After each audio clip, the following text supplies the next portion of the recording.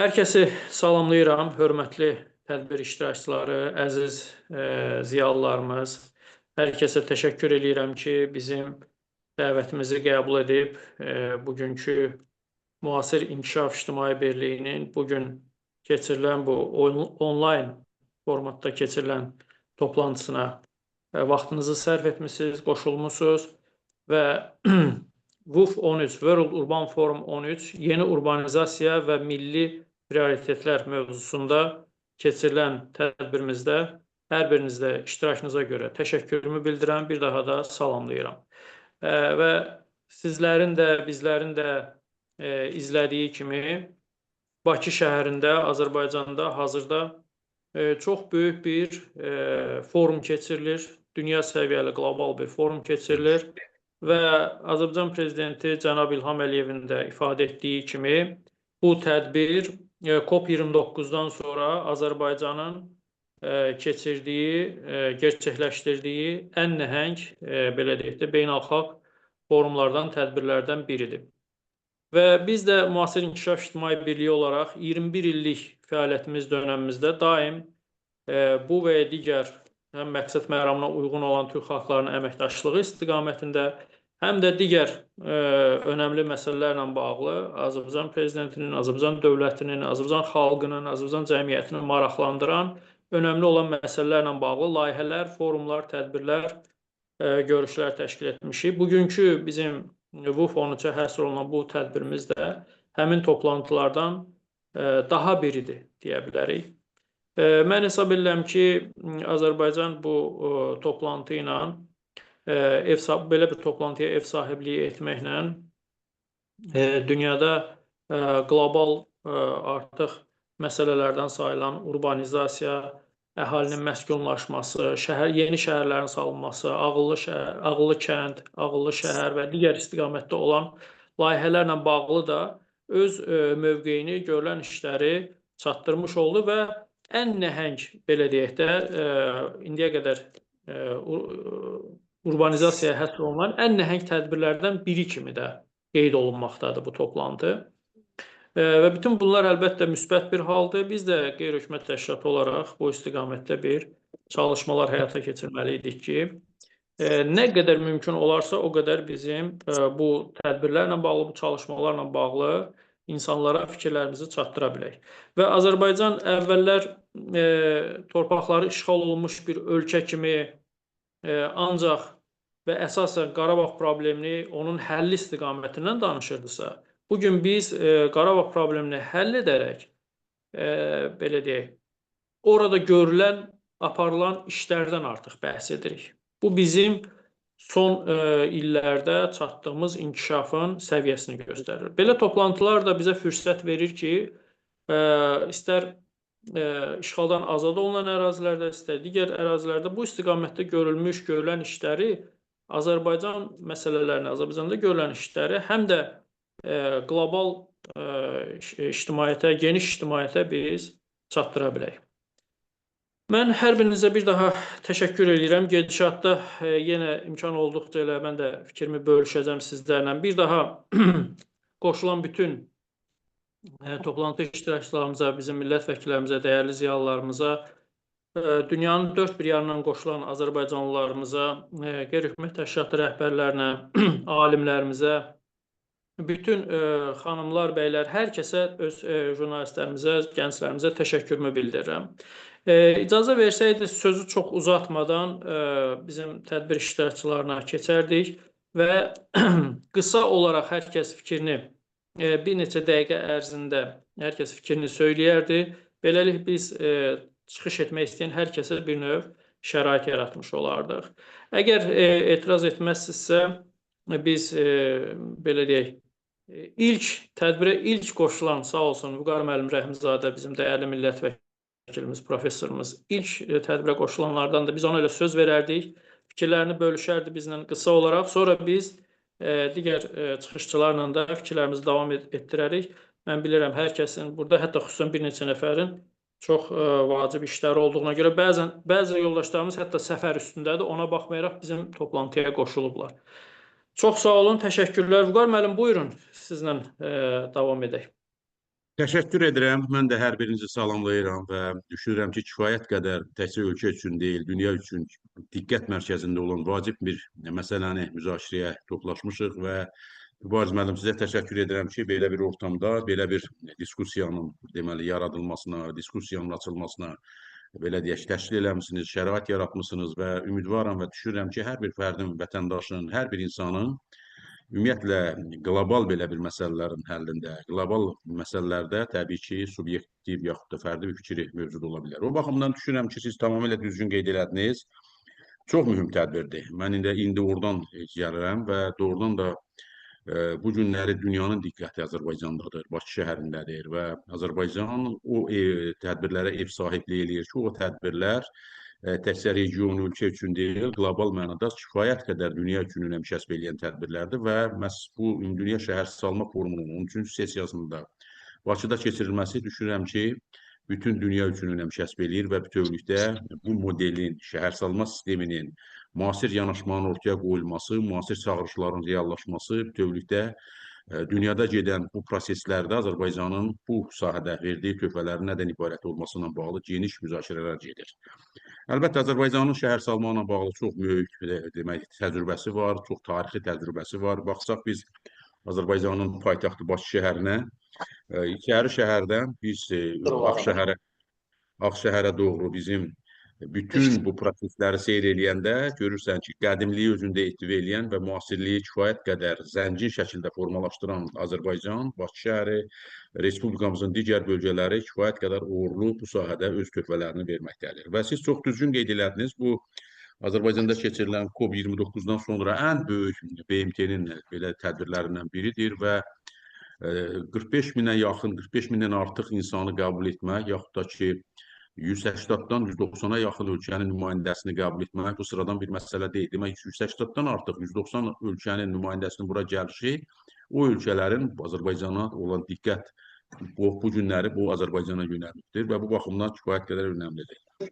Ümumiyyətlə, siz çox düzgün qeyd elədiniz, Qarabağ və Şərqi Zəngəzurda bu günləri ərazimizin, Azərbaycanın suveren ərazilərinin 20%-dən artığında müasir və dünyanın bütün çağırışlarına, yaxud da müasir tələblərə cavab verən yeni binaların tikilişi, yeni kompleks şəhərlərin yaradılması, ağıllı şəhər konsepsiyasının icrası ilə bağlı çox mühüm işlər görülməkdədir və dövlətin bu günləri qarşıya qoyduğu ən prinsipal demək tələblərdən, prinsipal məsələlərdən biri ərazilərimiz tezliklə bərpa olunması, tezliklə quruculuq işləri yüksək səviyyədə reallaşması və vətəndaşlarımızın öz ata-baba torpaqlarına, tarixi torpaqlarına qayıdışını qısa müddətdə təmin etməkdir. Artıq 90 minə yaxın əhalimiz yaşayır, işləyir və tədris təhsil alırlar bu ərazilərdə. Bu kifayət qədər böyük bir göstəricidir. Və 26-cı ilin dövlət büdcəsinə biz nəzər yetirsək, bax bu abadlıq, quruculuq, bərpa işlərinə dövlət büdcəsinin çox mühüm hissəsi demək olar ki, əsas hissələrindən böyük bir hissəsi məhz bu sahəyə yönəldilib ki, bu da dövlətin demək qarşıda duran ən prioritet sahələrindən biri olduğunu açıq şəkildə ifadə eləyir. Azərbaycanda bu günləri şəhərsalmanın yeni insanların ümumiyyətlə şəhərə meyilliyi, insanların şəhərin tələbləri təkcə belə deyək ki, vətəndaşların yaşam tərzini yox, həm də onların sosial həyatını, bütövlükdə cəmiyyətin saf və sağlam şəkildə inkişafını təmin edən mühüm vasitələrdən biridir. Ona görə də şəhərsalma modeli əslində biz baxsaq, lap Şəki şəhərini götürsək, yaxud da Oğuzu götürsək, yaxud Qəbələni götürsək, tarixi ilə yanaşı bizim həm də müasirliyimizi özündə vəhdət şəklində təşkil edən çox mühüm layihələr göz önündədir və o baxımdan düşünürəm ki, bu şəhərsalma forumunun Azərbaycanda keçirilməsi Azərbaycanın bu siyasətdə artan rolunun bir göstəricisidir. Bütövlükdə qısaca olaraq mən ifadə eləmək istəyirəm ki, Azərbaycan təcrübəsi təkcə bu gün şəhərsalma modelində təkcə özünü təsdiq eləmir. Həm də ki, Azərbaycanın bu günləri bu forumunu keçirməyin fonunda Azərbaycan özünü dünyaya təqdim etmək üçün Azərbaycanın artan gücü, artan qüdrəti, iqtisadi gücü, siyasi nüfuzunun davamlı şəkildə, sistemli şəkildə dünyaya verdiyi töhfələrdə də aydın ifadəsini tapır. Azərbaycan bugün regional layihələrdə söz sahibi olan, təkcə regionda, ümumiyyətlə regionun prinsipal siyasətini müəyyənləşdirən bir ölkədir və bu çox vacib məsələlərdən biridir. Regionda abadlıq, quruculuq və eyni zamanda sabitliyin bərpa olunması, sülh prosesinin davamlı və əbədi olmasında Azərbaycanın rolu danılmazdır və Azərbaycan birmənalı şəkildə bu proseslərdə öz töhfəsini verməkdədir, əziz dostlar. Azərbaycan iqtisadiyyatı, ümumiyyətlə həyatımızın əksər sahəsi demək olar ki, iqtisadiyyatla bağlıdır və regional iqtisadi layihələrin reallaşması da mühüm hesab edirəm ki, şəhərsalmanın balanslı şəkildə mərkəzdən regionlara doğru inkişaf etməsində mühüm nailiyyətlərin əldə olunmasına gətirib çıxardır. Bu günləri biz bilirsiniz ki, bir neçə regionların sosial-iqtisadi inkişafı ilə bağlı dövlət proqramı qəbul edilmişik və bu proqram təkcə regionların sadəcə olaraq şəhər yaxud da infrastruktur layihələrinin reallaşması deyil, həm də regionları insan yaşayışının yüksək səviyyədə təminatında mühüm töhfələrin verilməsidir. Deməli,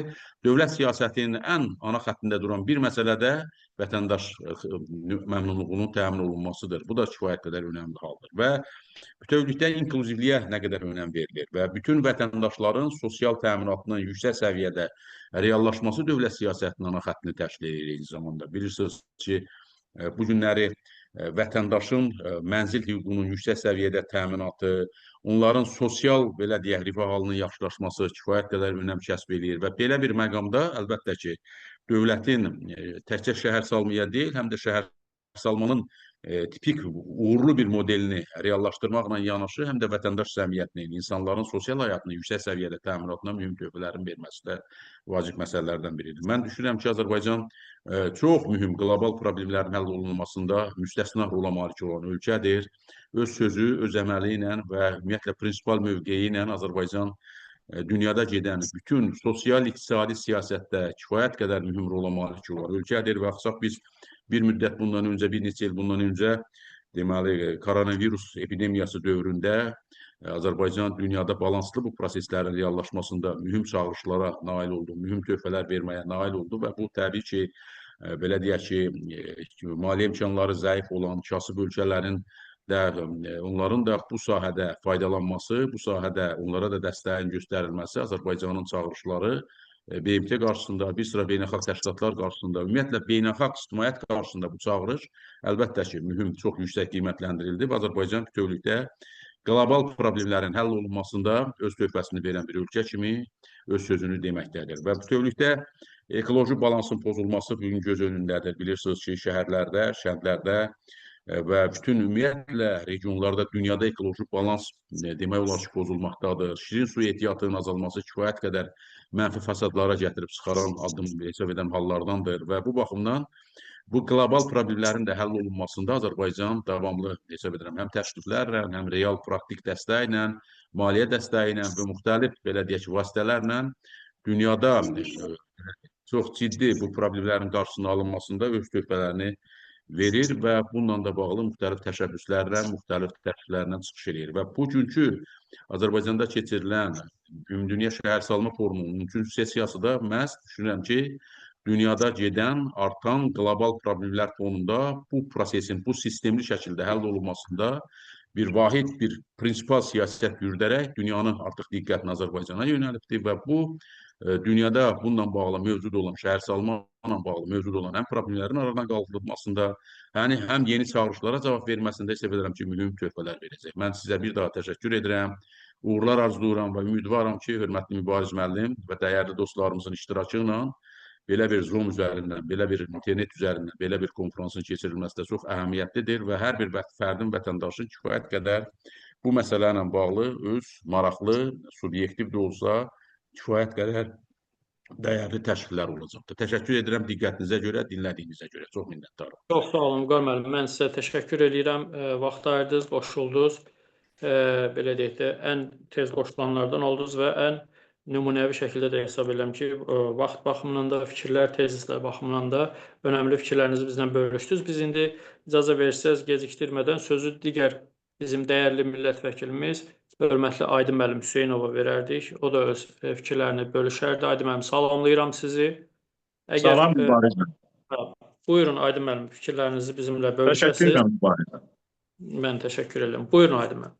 Və Mübariz müəllim sizi eyni zamanda bayaq deputat həmkarım, hörmətli Vüqar müəllimin də çıxışını dinlədim və hesab edirəm ki, Vüqar müəllim konferansın və bugünkü təşkil olunan bu platformanın məqsədi ilə bağlı, qarşıda duran məsələlərlə bağlı, eyni zamanda bugün əldə olunan nailiyyətlərlə bağlı çox geniş, müfəssəl şəkildə öz fikirlərini bildirdi. Mən də çalışacağım ki, bu sahədə öz fikirlərimi qısa da olsa sizinlə bölüşdürəm. Birinci növbədə konferansa dəvət etdiyiniz üçün eyni zamanda çox aktual bir mövzuya həsr olunmuş konferans sərgilədiyiniz üçün Mübariz müəllim sizə təşəkkür edirəm. Siz özünüz də ölkənin ictimai-siyasi həyatında kifayət qədər aktiv iştirak edirsiniz. Bu bir daha onu göstərir ki, eyni zamanda sizin konferansa təşkilatçılıq etməyiniz sizin belə deyək ki, bu sahəyə verdiyiniz töhfələrə bir sammal gətirir. Və əlbəttə bugün indi Azərbaycanda keçirilən, Bakı şəhərində keçirilən şəhər salma deməli 13-cü konferansı çox böyük bir platformadır. Çünki platformaların böyüklüyü birinci növbədə onun əhatə etdiyi dövlətlərin sayı, iştirakçıların sayı ilə dəyərləndirilir. Bu baxımdan 182 ölkədən 41 mindən çox iştirakçının olması bu tədbirin nə qədər böyük mahiyyət kəsb etməsinin bir maştabını göstərir. Digər tərəfdən isə ölkələrin ölkə prezidentlərinin, nazirlərinin iştirak etməsi, böyük ictimaiyyətin nümayəndələrinin, eləcə də şirkətlərin, korporasiyalarının, rəhbərlərinin iştirak etməsi konferansın mahiyyətini və eyni zamanda qarşıya qoyulan məsələlərin həlli istiqamətində düzgün qərarların qəbul olunacağını bəri başdan bizə bir deyək ki, əminlik yaradır. Digər tərəfdən isə biz onu qeyd edək ki, Azərbaycanda keçirilməsi, məhz bu sualla olur ki, niyə Bakıda keçirilir belə bir tədbir? Ona görə ki, bu birinci növbədə Azərbaycan dövlətinin, ən birinci növbədə Azərbaycan prezidentinin şəxsi nüfuzudur. Azərbaycan dövlətinin dünya dövlətləri arasında getdikcə nüfuzunun artmasının bir göstəricisidir. Digər tərəfdən iqtisadi potensialımızın bir göstəricisidir. Çünki Azərbaycan indiyə qədər ev sahibliyi etdiyi bütün konferanslara, bütün platformalara çox yüksək tərzdə təşkilatçılıq edib. Digər tərəfdən Azərbaycanda keçirilən hər bir tədbir bir standartlar müəyyənləşdirib, nümunələr ortaya qoyub və qarşıya qoyulan məqsədlərin praktiki həllini demək olar ki, reallaşdırıb. COP29 platforması məlumdur ki, Bakıda keçirildi və bu indiyə qədər, yəni COP29, ümumiyyətlə COP platformasının qarşıya qoyduğu məqsədlər uzun müddətini, belə deyək ki, həllini tapmırdı.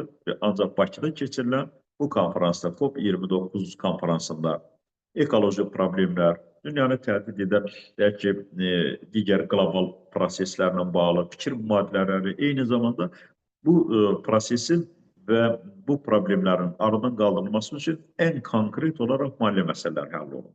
Bu nə deməkdir? O deməkdir ki, yəni Azərbaycanda keçirilən tədbirlər öz konkretliyi və nəticəliyi baxımından nümunədir və təşkilatçılıq baxımından da bu çox bir yüksək nümunədir. Və tədbirin biz mahiyyətindən danışdıq, iştirak edən dövlətlərdən danışdıq və Azərbaycanın bu sahəyə verdiyi töhfələri Vüqar müəllim həmkarım ətraflı şəkildə dedi.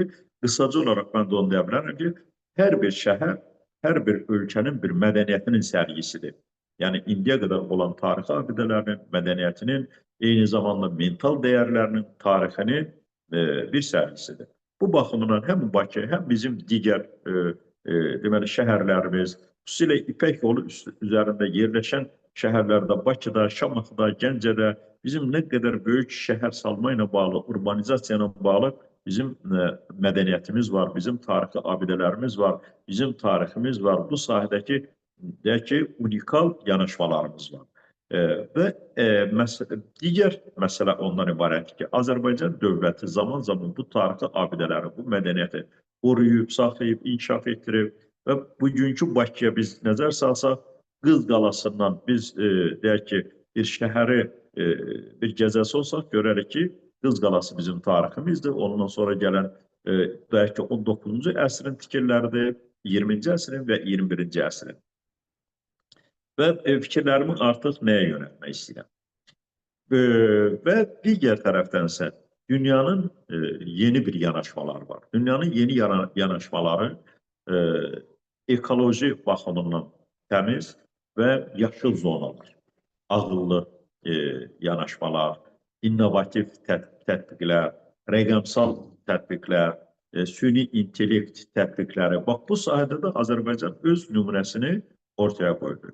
Şərqi Zəngəzurda və Qarabağda görülən, tikilən, bərpa olunan kəndlərimiz, şəhərlərimiz, qəsəbələrimiz bugünkü reallıqda, bugünkü deyək ki, bir müasir dünyada ən nümunəvi, ən qabaqcıl bir nümunədir ki, həm yaşıl zonaların elan olunması, ağıllı kənd və şəhər konsepsiyasının öz sərliyini yüksək dərəcədə tapması və bu yenidən Azərbaycanın bir böyük töhfələridir. Və bütün bunların hər birinin reallaşmasında, bu tarixin yaşamasında əlbəttə biz mütləq və mütləq Ulu Önderimiz Heydər Əliyevin əsasını qoyduğu bu siyasət və bu siyasətin ölkə prezidenti cənab İlham Əliyev tərəfindən uğurla davam etdirilməsi və bu uğurlara bir dəstək sərgiləyən birinci vitse-prezident Mehriban xanımın fəaliyyətində biz yüksək qiymətləndiririk və bütövlükdə bu sahədə Azərbaycan öz indiyə qədər olan nailiyyətləri və bundan sonra da hesab edirəm ki, çox böyük nailiyyətlərə imza atacaq. Konferansımızın gedişinə bir daha uğurlar arzulayıram, bir daha dəvət etdiyinizə görə, aktual bir məsələləri gündəmdə saxladığınıza görə mübarizəm. Şəxsən sizə təşəkkür bildirirəm və bütün dinləyicilərə öz hörmət və etiramını bildirirəm. Sağ olun. Təşəkkür edirəm Aydın müəllim. Çox sağ olun, minnətdaram, vaxt ayırdınız, iştirak elədiniz və dəyərli fikirlərinizi bizimlə bölüşdünüz. İndi icazə versəz biz bizim Üsküdar Universitetinin professoru Əbülfəz müəllimə söz verərdik. O səfər üstündədir. Bizim tədbirdən sonra mütləq aeroporta özünü çatdırmalı və təyyarə ilə inşallah ki, gözləyirik Azərbaycana, Bakıya gəlməlidir. Əgər icazə versəz, biz Əbülfəz müəllimə söz verək. Buyurun, dəyərli professorumuz. Çox təşəkkür edirəm Bariz müəllim. Hörmətli millət vəkillərimizi, dəyərli ziyalılarımızı, hamınızı Astana şəhərindən salamlayıram. Mən də öz fikirlərimi bu mövzu ilə bağlı çox lakonik bir şəkildə izah etməyə çalışacağım. Bugün təbii ki, bu cür beynəlxalq tədbirlər urbanizasiya gündəliyində töhfə verməklə yanaşı, həm də bizim özümüz üçün də mövcud məsələləri yenidən müzakirə etmək, reallıqları bəlkə daha geniş baxış bucağından nəzərdən keçirmək və gələcək üçün daha sağlam yanaşmalar formalaşdırma imkanı verir bizə. Və mən də bir sosioloq kimi bu 13 prosesi və yeni urbanizasiya mövzusu çərçivəsində Azərbaycan üçün önəmli hesab etdiyim bir neçə məqam üzərində dayanmaq istəyirəm. Məlum olduğu kimi, bugün artıq şəhər anlayışı yalnız binalar, yollar, parklar və inzibati məkanlarla məhdudlaşmır. Şəhər insanın gündəlik həyatını, sağlamlığını, sosial münasibətlər sistemini, psixoloji vəziyyətini və gələcəyə baxışını formalaşdıran canlı sosial mühitdir. Və buna görə də urbanizasiya məsələsini yalnızca memarlıq və infrastruktur baxımından yox, həm də sosioloji, ekoloji və insan yönümlü yanaşma ilə yenidən nəzərdən keçirmək vacibdir.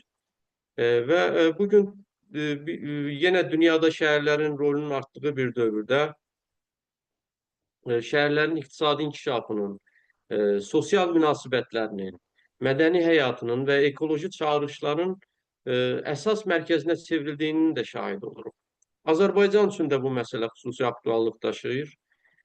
Bakı kimi böyük şəhərlərin sürətlə inkişafı, region şəhərlərinin yenilənməsi, işğaldan azad edilmiş ərazilərimizdə yeni yaşayış məkanlarının qurulması, ağıllı şəhər və yaxud ağıllı kənd modellərinin tətbiqi qarşımızda mühüm imkanlar açır. Lakin burada əsas sual da bəlkə yaranır. Çünki belə suallardan biri də biz yalnız müasir görünən şəhərlər mi qururuq, yoxsa insanı özünü rahat, sağlam, fəal və həmin şəhərə aid hiss etdiyi bir yaşayış mühiti mi yaradırıq? Azərbaycan kontekstində bu suala cavab verərkən ən mühüm məqamlardan biri əhalinin məşğulluq imkanlarının, təhsil və xidmət resurslarının böyük ölçüdə bir şəhər ətrafında cəmlənməsi ilə bağlı olduğunu görürük. Və bu proses bir tərəfdən paytaxtın inkişaf dinamikasını və cazibə gücünü artırır, diğer tərəfdən nəqliyyat, mənzil, ekoloji yüklənmə, sosial stres və gündəlik həyat keyfiyyəti baxımından əlavə çağırışlar yaradır. Ona görə də yeni urbanizasiya yalnız böyük şəhərlərin genişlənməsi kimi yox, həm də hesab edirəm ki, ölkə daxilində daha tarazlı və çox mərkəzli və insan yönümlü şəhər inkişaf modeli kimi düşünülməlidir. Və müasir şəhərlərin bu mənada yine ən vacib məsələlərindən biri və hesab edirəm ki, WUF 13 prosesində də ən çox nəzərdən keçirilən məsələ insan sağlamlığı ilə bağlıdır. Sağlam şəhər yalnız yaxşı xəstəxanalar olan şəhər anlamına da gəlmir. Sağlam şəhər insanı hərəkətə təşviq edən, piyada gəzməyi asanlaşdıran, ictimai nəqliyyata əl çatan edən, yaşıllıq sahələrini qoruyan, hava sirkliliyini və səs-küyü azaldan şəhərdir. Yəni, bugün ədəbiyyata baxdığımız zaman bu anlayışların önə çıxdığını görürük. Və praktikada da həmçinin eyni məsələlər gündəmdədir. Əgər insan hər gün uzun müddət tıxacda qalırsa, bu artıq yalnız nəqliyyat məsələsi kimi dəyərləndirilə bilməz. Bu həm də ictimai sağlamlıq, sosial rifah və psixoloji tarazlıq məsələsidir. Və tıxaclar bugün bir çox ölkənin, xüsusilə sürətlə böyüyən paytaxt və iri şəhərlərin ortaq problemidir. Və tıxac sadəcə vaxt itkisi də yaratmır. İnsanda stres, yorğunluq, əsəbilik, diqqət dağınıqlığı, iş məhsuldarlığının azalması və ailə həyatına ayrılan vaxtın məhdudlaşması kimi daha dərin nəticələr doğurur.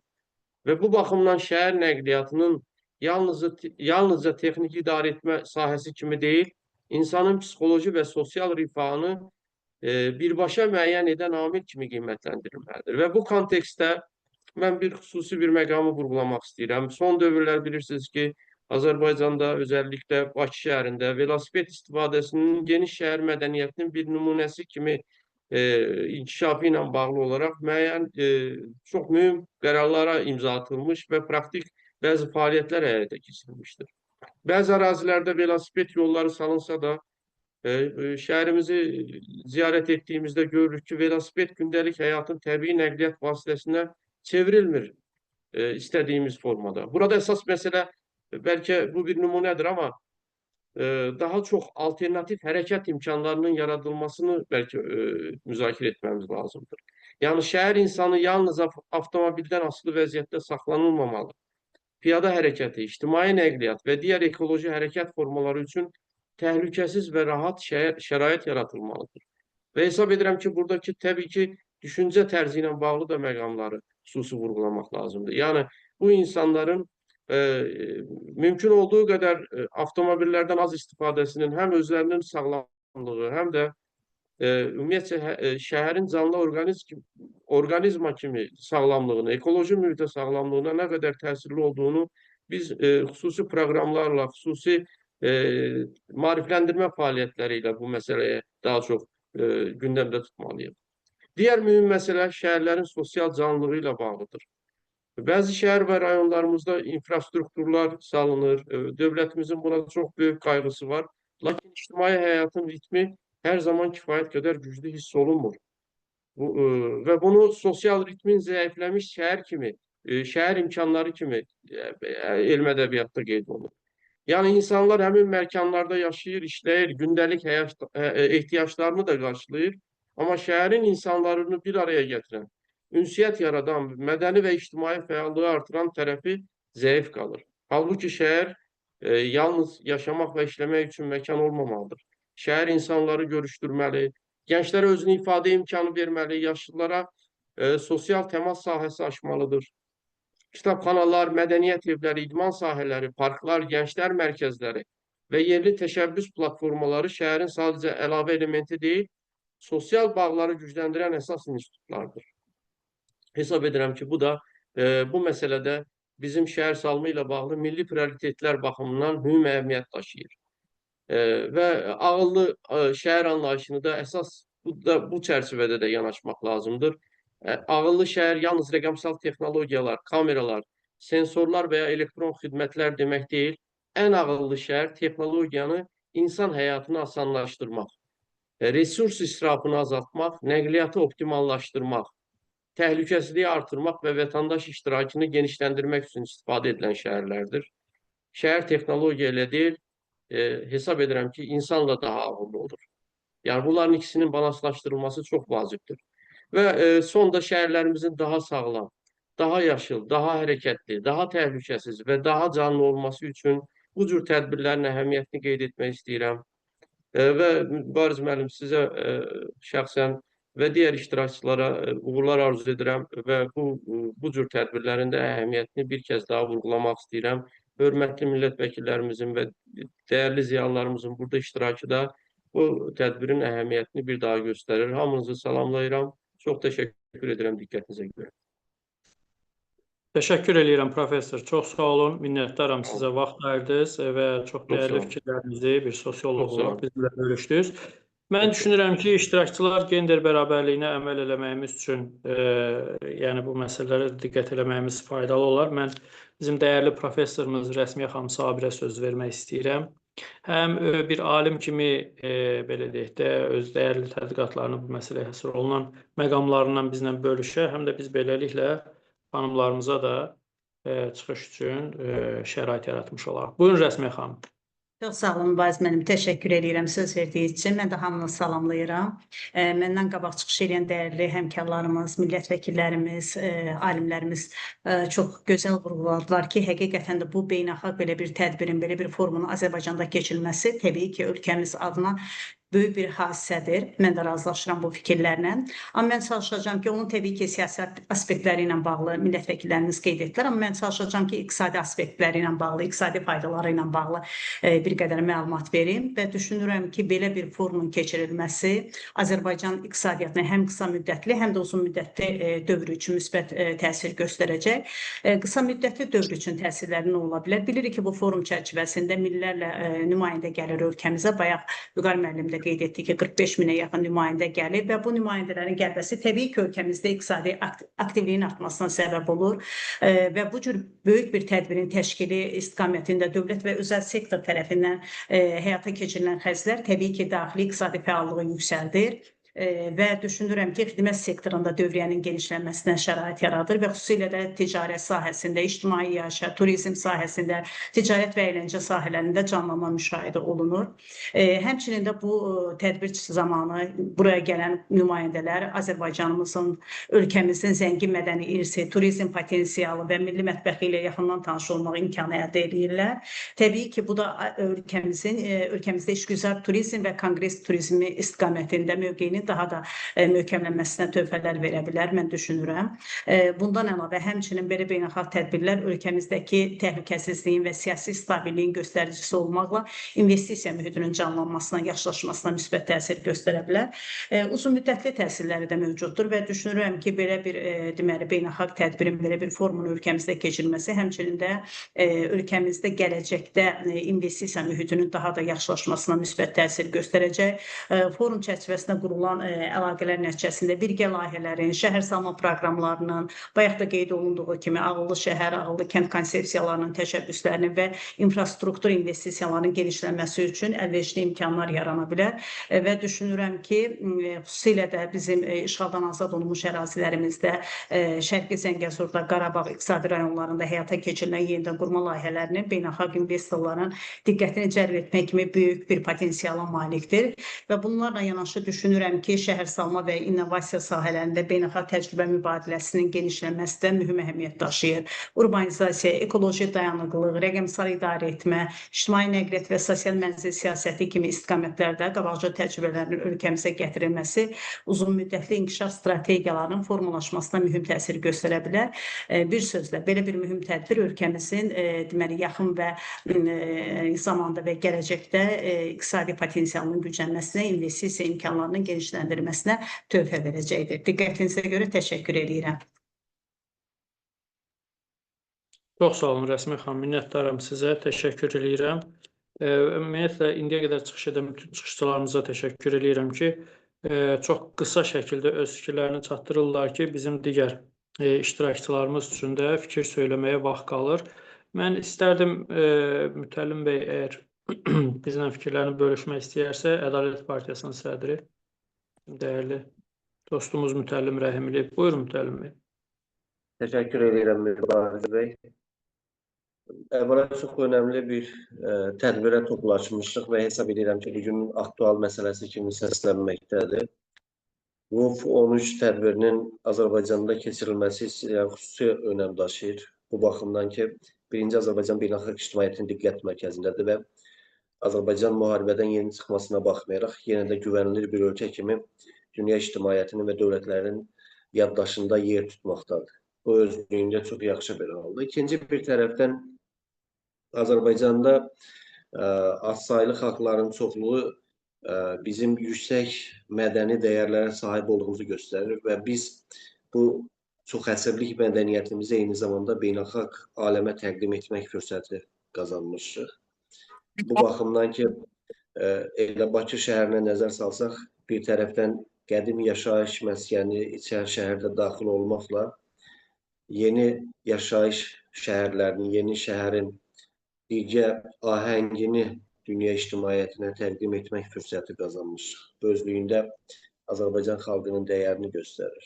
Şəhər salmaq, bina tikmək təkcə bir mühəndislik sənəti deyil. Bu eyni zamanda xalqın milli, mənəvi, əxlaqi dəyərlərinin də göstəricisidir. Və Azərbaycan xalqında da bu ta qədimdən formalaşıb və ev tikərkən özündən başqa həm də qonşuları və digərləri düşünmək mədəniyyəti xalqımıza məxsusdur. Hesab edirəm ki, bu WUF 13 tədbiri çərçivəsində biz bunu həm də dünya ictimaiyyətinə təqdim etmək fürsəti qazanmışıq. Eyni zamanda Azərbaycan Şərqi Zəngəzur və Qarabağ bölgəsində artıq işğaldan azad olunmuş zonalarda yeni şəhər və kəndlər salır. Biz bu ağıllı şəhər və kəndlərin yaradılması istiqamətində də yeni bir təcrübəni paylaşmaq fürsəti qazanmışıq. Bu baxımdan ki, bu yeni dəyərləri və yeni kəşfləri bilavasitə praktikada tətbiq etmək üçün Azərbaycanın yaxşı fürsəti var. Bu sahədə biz öz təcrübəmizi də paylaşmaq üçün bir şans qazanmış oluruq. O baxım ki, artıq bizim üçün ağıllı şəhər və kənd layihələrinin salınması ən müxtəlif ölkələrin özləri üçün təcrübə qazanmasına səbəb ola bilər. Və bu hesab edirəm ki, dünyada geniş sferada həyata keçirilən ən böyük tədbirlərdir. Yəni, belə böyük bir ərazidə fürsət yaranır ki, ağıllı şəhər və qəsəbələr, kəndlər salınsın. Bu missiyada ayrı-ayrı ölkələrin iştirakı mümkündür və Azərbaycan bu iştirakı onlara təqdim etmək fürsəti qazanır və hesab edirəm ki, onların da gələcəkdə Azərbaycandakı bu quruculuq işlərinə cəlb olunması da çox bizim üçün maraqlı fürsətlərdən biri ola bilər. Eyni zamanda şəhərsalma mədəniyyəti, birgə yaşayış mədəniyyətinin Azərbaycana gələn qonaqlara təqdim olunması da vacib faktorlardandır. Biz binaların mühəndislik baxımından, evlərin mühəndislik baxımından quruluşunu təqdim etməklə Azərbaycanın çox əsrlik müxtəlif dinlərə, etiqadlara və inanclara sahib xalqların bir arada yaşadığını əyani şəkildə göstərmək imkanında qazanmış oluruq. Baxmayaraq ki, bunu multikultural dəyərləri dünyanın bir çox ölkələri artıq bir şüarçılığa çevirib, amma biz şüarçılıqdan başqa bunu praktik olaraq göstərmək imkanı əldə edirik. Çünki bu Azərbaycan xalqında artıq var və bizim tariximizin bir neçə səhifəsini əhatə eləməkdədir və həm də örnək olacaq səhifələrindən biridir. Eyni zamanda biz tədbirin Azərbaycanda keçirilməsi ilə mədəniyyətimizi təqdim edə bilirik. Təkcə şəhərsalma mədəniyyəti deyil. Belə beynəlxalq tədbirlər düzdür özündə bir mahiyyəti itibar eləsə də, amma onun qazandırmış olduğu, iştirakçılara qazandırmış olduğu və təqdim etdiyi dəyərlər daha çox şaxəlidir və daha çox sferaldır. Və bundan da yararlanmağa çalışırıq və hesab edirəm ki, burada da Azərbaycan böyük uğurlar qazanacaq. ən mühüm göstərici ondan ibarətdir ki, biz Azərbaycanın bir tərəfdən qədim yaşayış məskəninə malik olduğunu göstərə bilirik. Eyni zamanda Azərbaycanın gələcəyə baxan bir xalq olduğunu, bir dövlət olduğunu da nümayiş etdirmişik və etdirməkdəyik. Bunun özü də Azərbaycanın bu fond çərçivəsində əldə etdiyi ən böyük nailiyyətdir. Azərbaycanın beynəlxalq aləmdə tanınılmasına da ehtiyac var. Xüsusilə də bizi uzun müddət dünya arenasına çıxmağa qoymayıblar. Amma bu tədbirlərin keçirilməsi Azərbaycan xalqının böyük potensialının olduğunu bir daha ortaya qoyur. Hansı ki, bizim əlavə reklama və təbliğata ehtiyacımız yoxdur. Bizim özünü təqdim etmə müstəvisinə ehtiyacımız var. Və bu müstəvidən biri də bu cür beynəlxalq tədbirlərdən biri olan WUF 13 tədbiridir. Ölkəmiz üçün, xalqımız üçün xeyirli olmasını arzu edirik və hesab edirəm ki, tədbirin elə Bakıda keçirilməsi ilə bağlı qərarın qəbul edilməsi bizim üçün ən böyük uğurlardan biridir. Biz bu tədbiri Azərbaycan xalqı üçün yaxşı fürsətə çevirə bilərik və bu gün də çox yaxşı haldır ki, dünyanın ayrı-ayrı ölkələri öz media səhifələrində məhz Azərbaycan haqqında, Azərbaycanda keçirilən tədbir haqqında danışır. Bu da bizim üçün ən böyük uğurlardan biridir. Təşəkkür edirəm. Çox sağ olun Mütəllim bəy, təşəkkür edirəm sizə. Həm bir partiya sədri, həm bir alim olaraq fikirlərinizi bizlə bölüşdünüz. Biz xaricdən qoşulan bizim soydaşlarımız var bu tədbirdə. Britaniyadan Fərdə xanımı görürəm, salamlayırıq. İsveçdən Emil bəy buradadır. Rusiyadan Xatirə xanımı görürəm. Bayaq Ceyran xanım Türkiyədən qoşulmuşdu. Bizim gənc dostumuz İbrahim də İstanbuldan qoşulubdur. Yeganə xanım Kanadadan iştirak edirlər. İndi istərdim onlardan da fikir söyləmək istəyən varsa, belə ancaq biz danışmayaq. Həm uzaqdan bizim bu Azərbaycanımız necə görünür, bizim bu WUF tədbirimizlə bağlı, şəhər salma ilə bağlı və olduqları ölkədəmi, şəhərdəmi vəziyyətlə bağlı. Natavan xanımı səhv eləməmsə bayaqları gördüm, burada qoşulmuşdu. Fərdə xanım, bəlkə fikrinizi bizlə bölüşəsiniz. Hər birini salamlayıram bizim bu xaricdən qoşulan bütün Azərbaycanlıları. Bəlkə Britaniyadan. Səs bağlıdır Fərdə xanım, səs açın. Buyurun. Çox sağ olun. Qısa olaraq Çox sağ sizdə. olun. Sağ ol, çox sağ olun Mübariz müəllim. Üzrlü sayın, mən bir neçə gündür xəstəyəm. Ona görə səsim sizi yormasın. Mübariz müəllim, əslində mənim deyəcəyim çox sözləri bizim Fuad müəllim, səsi bağlayın zəhmət olmasa, Fuad müəllim. Buyurun Fərdə xanım, üzr istəyirəm. Buyurun. Əslində mənim deyəcəyim çox sözləri Eynullah, üzr istəyirəm, Əbülfəz Eynulayev söylədi, bizim hörmətli professorumuz. Ona görə mən biraz fikrimi dəyişim. Mən 27 il yaşadığım şəhərdə eyni zamanda Ətraf Mühit və Ekoloji Xidmətlər Departamentində finans şöbə rəhbəri işləmişəm. O yüzden bu yaşadığım Wokingham şəhərinin böyüdülməsində birbaşa mənim də rolum olub. Daha doğrusu 14 yerli siyasətçiyə maliyyə müşaviri çalışırdım. Bizdə çox yaxşıdır ki, bizim şəhərlər, ümumiyyətlə Britaniyada belə bir sistem var ki, yerli icma hakimiyyəti, şəhər icma hakimiyyətləri seçilmiş, biz onlara Member of Parliament deyirik və yaxud da ki, Councillor, yəni icma tərəfindən, əhali tərəfindən seçilmiş insanlar tərəfindən idarə olunur və biz hamımız günün sonunda, ilin sonunda onlara hesabat veririk. Biz hansı fəaliyyətləri elədik. Bu, Wokingham şəhərinin böyüdülməsində də deməli, mənim çalışdığım Environmental Services, ətraf mühit departamentinin bir hissəsi planlaşdırma departamentidir və biz şəhərləri böyüdərkən, çünki biz yeni şəhər deyə bilmərəm ki, salmışıq, amma şəhərləri böyütmüşük. Biz kimləri dəvət edirdik? Deməli, panel olaraq ki, yəni bu məcburi bir proses idi. Burada birincisi icra hakimiyyətində çalışan şəhər planlaşdırıcıları olur. Ekoloji mütəxəssislər, memarlar, maliyyə ekspertləri və son zamanlarda Smart City mütəxəssisləri dəvət olunur bu qrupun içinə. Burada Əbülfəz müəllimin söylədiyi kimi ümumiyyətlə şəhərlər salınarkən və yaxud böyüdülərkən burada binalar, təkcə binaların tikintisi və yolların tikintisindən söhbət getmir. Burada necə ki Əbülfəz müəllim qeyd elədi, burada həmən binalara, həmən şəhərlərdə və yaxud bölgələrdə ora köçəcək insanların, bizneslərin orada özlərini necə hiss edəcəkləri çox önəmlidir. Məsələn, onlar oraya köçəndən sonra və yaxud da köçməmişdən əvvəl onlar deyəcəklərmi ki, biz nə gözəl bir yerə köçdük.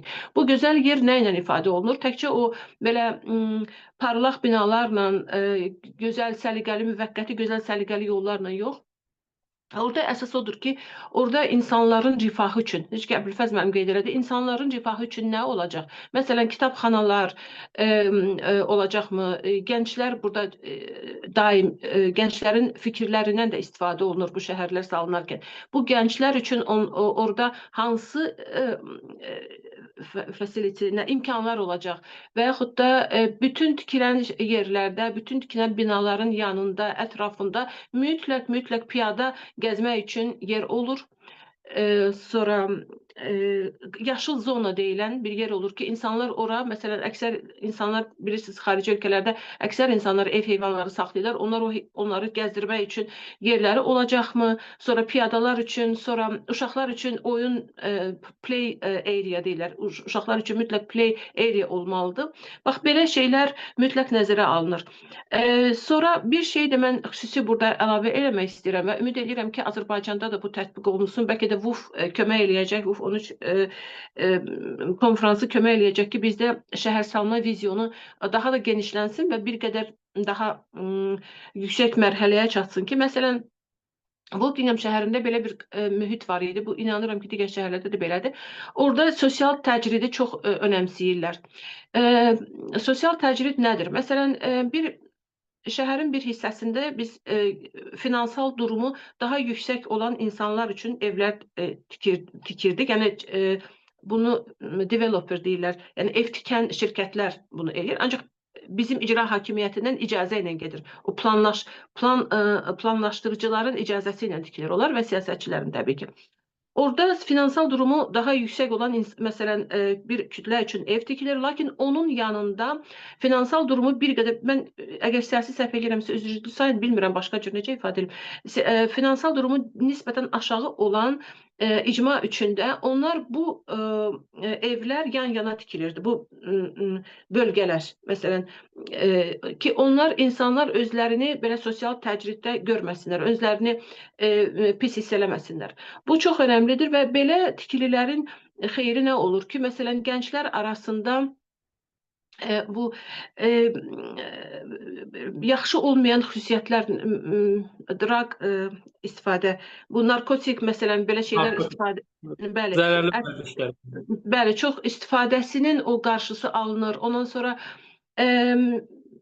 məsələn, mən bayaq qeyd elədim, yaşıl zonalar, piyadaların getməsi üçün, sonra kitabxanalar varmı, mədəniyyət mərkəzləri varmı və yaxud da ki, bu yeni tikilən yerlərdə uşaqlar hansı məktəblərə gedəcəklər? Məktəblərdə kifayət qədər yer varmı uşaqlara? Və yaxud da ki, xəstəxanalar orada var. Yəni, artıq var. O xəstəxanalarda kifayət qədər, məsələn, çarpayı sayı varmı? O xəstəxanalarda kifayət qədər həkim varmı? Buraya köçən insanların kim onlardan müğayət olacaq? Bax, belə bir şeylər nəzərə alınır. Çox sevindirici haldır ki, məsələn, burada nəzərə alınır. Mən istəyirəm dayanım burada, çünki çox danışmayım. Çünki Əbülfəz müəllim, mən edirəm, deyəcəklərimin əksəriyyətini söylədi. Təşəkkür edirəm Fərdə xanım. Qəti səhv yox idi və təcrübə özü faydalıdır. Britaniyada olan təcrübə, Britaniya dünyanın ən inkişaf eləmiş, ən güclü dövlətlərindəndir və oradakı təcrübə təbii ki, bizlər üçün önəmlidir. Mən daha sonra belə deyək də, biz iştirakçılar bir dəfə çıxış etdikdən sonra yenidən, yəni müzakirəmiz davam edəcək. Əgər yenidən nələrsə əlavə eləmək istəsə, buyura bilər. Sadəcə olaraq biz indi qısa olaraq çıxış edirik ki, ən azı bir dəfə heç olmasa fikrini çatdırmaq istəyən hər kəsə söz verə bilək. Kanadadan Yeganə xanımı görürəm, onun da səhv etməmsə, yəni çox məhdud bir imkanı vardı. Əgər fikrini bölüşmək istəsə, biz ona da şərait yaradaq. Yeganə xanım, fikrinizi bölüşmək istərsinizmi bizlə? Bəli, salamlayıram hər birinizi. Hər vaxtınız xeyir olsun. Bizdə səhər tezdəndir. Mən bir 8 dəqiqəyə dərsə qatılmalıyam. Təşəkkür edirəm bir daha məni də dəvət etdiyiniz üçün Mübariz müəllim və bütün iştirakçılar. Çox mühüm bir məsələyə toxunulur. Çünki bugün hal-hazırda ölkəmizdə gedən bu böyük bir təşkil olunmuş dünya səviyyəsində keçirilən, yəni bu tədbirlərin biz də tədbirlərə biz də töhfəmizi vermək istəyərdik. Mən Fəridə xanımın dediklərinə tamamilə həmrəyəm, çünki Kanadada da eyni şəkildə şəhər salma, mən düzdür, şəhər salmada iştirak eləmirəm, yəni çalışmamışam da, amma biz yəni bir vətəndaş olaraq bu bölgələrdə deyək ki, şəhərin mən mərkəzində yaşayıram. Şəhər müxtəlif rayonlara bölünür. Hər bir rayonun özünün bələdiyyəsi, parlament üzvü və bu işlərlə məşğul olacaq bir çox işçiləri var ki, onlar hər şeyi şəhər salma layihəsində dəqiq olaraq hər şey öz yerində olmalıdır. Məsələn, Fəridə xanım o yaşıl zolağı, məktəb, xəstəxana hamısını vurğuladı. Həmçinin də komitə, biz ora komitə mərkəzi deyirik, community center deyilir ingilis dilində. Məsələn, o community centerlərdə idman, məsələn, parkdır böyük, yanında onun idman, həm idman zalı deyək ki, stadion var, futbol oynamaq üçün, burada soyuq ölkədir, məsələn, sürüşmək üçün buz yerləri var, sonra orada community mərkəzlərində hər bir, məsələn, bizim community mərkəzində 2 dənə otağımız var, biz onu götürürük, pulsuz da olur, pullu da olur və biz orada 6-cı gün öz mədəniyyətimizi inkişaf elətdiririk. Məsələn, rəqslərimiz var, dram dərslərimiz var. Yəni, bütün millətlər oradan yararlana bilirlər. Hərənin, məsələn, öz günləri, saatları var ki, orada götürür o yerləri, il boyu sən yazılırsan və oradan istifadə edirsən. Həm uşaqlar, həm böyüklər. Həmçinin də ora açıq olur. Kimsə, məsələn, istəyir ki, getsin orada, məsələn, yuyunsun və yaxud da dincəlsin. İçəri girəndə oturacaq yerləri var. Orada oynayırlar, bütün uşaqlı, böyüklü, hamı yəni istirahət eləyir. Bazar günləri insanlar çox olur, axşamlar çox olur. Saat 11-ə qədər həmin mərkəzlər fəaliyyət göstərir və bu şəhər sovetinə daxildir. Yəni, o heç kimin deyil, dövlətin bir yeridir ki, mərkəzidir ki, buralardan istifadə edirlər. Bu çox mühümdür. Bizim də ölkəmizdə belə olmasını mən arzulayardım. Yəni, tək işə gedib gəlmək yox, həm insanlar ünsiyyətdə olurlar, həmçinin də həm uşaqlar, həm böyüklər üçün, qocalar üçün, yəni bu yerlərdə onlara xidmət göstərilir. Yəni, bu pulsuz bir xidmətdir, yəni yararlanırlar. Sonra bizdə YMCA deyilən bir mərkəzlər var ki, hansı ki, onlar xaricdən, məsələn, gələn yeni bura köçmüş, bura miqrasiya ölkəsidir. Bu gələnlər hamısı, məsələn, dil öyrənmək istəyir və yaxud müxtəlif qısa ixtisaslara yiyələnmək istəyir. Yəni, onlar qısa bir kurslar keçmək istəyirlər. Həmin bu kurslarda təşkil olunur. Bunlar tamamilə təmənnasız və pulsuzdur. Həmçinin də idman zalları da böyründə olur. Hovuzlar var. Komitə mərkəzlərində, hətta uşaq bağçaları açırlar orada ki, ətrafda yaşayan insanlar öz uşaqlarını o mərkəzə gətirə bilsinlər. Orada qoyub, məsələn, öz idmanları ilə məşğul olsunlar, başqa işlərlə məşğul olsunlar. Belə, yəni, bizim ölkəmizdə də belə Eləyirəm, bir Yeganə xanım. fəaliyyətlər olsa çox yaxşı olar. Çox təşəkkür edirəm Mübariz müəllim. Üzürlü sayın. Mən bilmirəm qala biləcəm burada ya yox. Çalışacağım, qalım qulaq asım və dərsimi keçim onlaynda. Mühazirəm var bu gün. Minnətdaram. Yeganə xanım, çox təşəkkür edirəm sizə. Uzaq Kanadadan vaxt ayırdınız, qoşuldunuz. Biz yenidən xaricdə yaşayan azərbaycanlılarımıza qayıdacağıq. İndi icazə versəz, çox qısa olaraq fikrini bölüşməsi üçün Şöhrət müəllimə söz vermək istərdik burada. Şöhrət müəllim, buradasınız siz? Buradayım, bəli. Məsələn, çox qısa olaraq Şöhrət müəllim, mümkün olsa siz də fikirlərinizi bildirmək istəsəniz, buyurun. Əvvəla konferansınıza uğurlar arzulayıram. Mübariz müəllim, çox vacib və günümüzün aktual olan bir probleminə konferansı həsr eləmişsiniz. Təbii ki, biz bu mövzunun fəlsəfi tərəflərinə toxunmaq istərdim qismən. Onu da burada yəni geniş diskurs açmaq fikrində deyilik. Eyni zamanda məndən öncə çıxış edən hər bir iştirakçımızın, professorlarımızın, millət vəkillərimizin fikirlərinə hörmət olaraq fikrimi bildirmək istəyirəm. Həqiqətən də çox gözəl və aktual məsələləri qaldırdılar, eyni zamanda toxundular. Təbii ki, çağırışlar var, eyni zamanda problemlər var, perspektivlər var.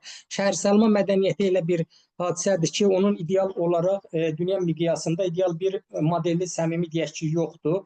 Çünki burada belə bir məsələni qeyd eləmək vacib olardı ki, şəhərsalmanın özünün relyef, iqlim, coğrafi mənsubiyyət, sair müxtəlif tərəfləri var. Əgər fəlsəfi tərəfdən yanaşsaq, eyni zamanda demografik sair. Ona görə mən sizin konferansınızı həqiqətən də çox yüksək bu tədbiri çox yüksək bir hadisə hesab edirəm. Eyni zamanda bunun VUFA deməli həsr olunması şəhərsalma mədəniyyətinə, bilirsiniz ki, Azərbaycan, xüsusilə Bakı şəhəri və ümumiyyətlə son illər, son 30 ildə dünya mədəniyyətində öz sözünü deyən, şərq eyni zamanda qərb mədəniyyətinin daşıyıcısı kimi sözünü deyən bir ölkədir. Bunu ölkədə keçirilən forumlar, simpoziumlar, müxtəlif tədbirlər, musiqi, idman yarışları xatırlayırsınızsa, eyni zamanda çox qəribə bir məsələ də vardı. Yəni Azərbaycanın həm də unikal bir tarixi coğrafi məkanda yerləşməsi ilə bərabər onun taleyində bilirsiniz ki, eyni zamanda işğala məruz olmaq faktı da vardı. Bu barədə cənab prezident deməli 8-ci qlobal Bakı forumunda xüsusi qeydlər elədi. O təhlükəsizliklə bağlı, sülhlə bağlı, dialoq çağırışları ilə bağlı. O statı mən burada bir dənə stat qeyd etmək istərdim. Cənab prezident orada qeyd edirdi ki, həmən 8-ci qlobal Bakı forumunda regional təhlükəsizlik barədə Azərbaycan üçün hər zaman bir nömrəli məsələ, bilirsiniz ki, regional təhlükəsizlik olubdu. Stat. Regional təhlükəsizlik Azərbaycan üçün hər zaman bir nömrəli məsələ olubdu. Çünki mən başda bir çox forumlardakı çıxışlarımda qeyd etmişəm ki, işğal dövründə bizim üçün sülh və suverenliyimizin bərpası hər zaman gündəliyimizin əsas prioritet olub. Xoşbəxtlikdən biz artıq sülh şəraitində yaşayırıq. Hələ ki, deməli, hələlik cəmi 7 aydır. Bu bir daha göstərir ki, sülh və ədalət uğrunda güclü siyasi iradə, cəsarət və sadiqlik nümayiş etdirmək kifayətdir ki, məqsədə nail olunsun. Bizə gəldikdə suverenliyimizin və ərazi bütövlüyümüzün bərpası illər, təqribən 30 il çəkdi. Bu, BMT nizamnaməsinin onun 51-ci maddəsinin nəzərdə tutulmuş özü müdafiə hüququ çərçivəsində həyata keçirildi. Mən bu misalı, bu statı, bu tezisi burada niyə səsləndirdim? Azərbaycan bilirsiniz ki, qeyd elədim çıxışımın əvvəlində, çox uzun danışmayacağım, uzağı 3 dəqiqə bundan sonra. Şərq və qərb arasında bir vəhdət coğrafiyada yerləşən bir coğrafi cəhətdən həm şərqi, həm də qərbi təmsil edir. Biz hətta təfəkkür cəhətdən də iki sivilizasiyanı təmsil edirik. Eyni zamanda şəhər salmada siz içəri şəhərdən ta indi Ağşəhərə qədər gedəndə və yaxud da ki, şəhərin dağüstü ərazilərinə qalxdıqca orada kontrastlı, müxtəlif mədəniyyətlərin təmsil edən binalarımızı da görə bilərsiniz.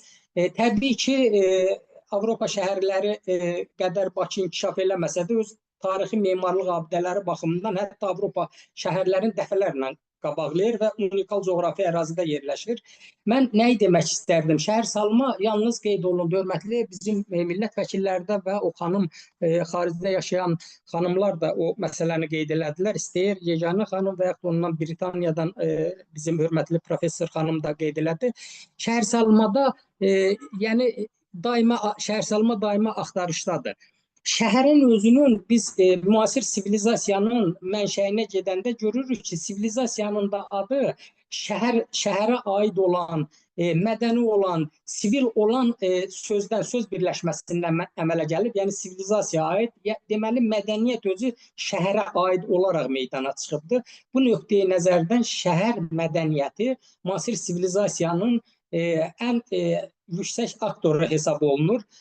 Azərbaycanda şəhərsalma mədəniyyəti qədimdir. Onlar müxtəlif abidələrimiz var. Amma müasir günümüzdə şəhərsalma eyni zamanda bilirsiniz 20% ərazimiz işğal olunmuşdu.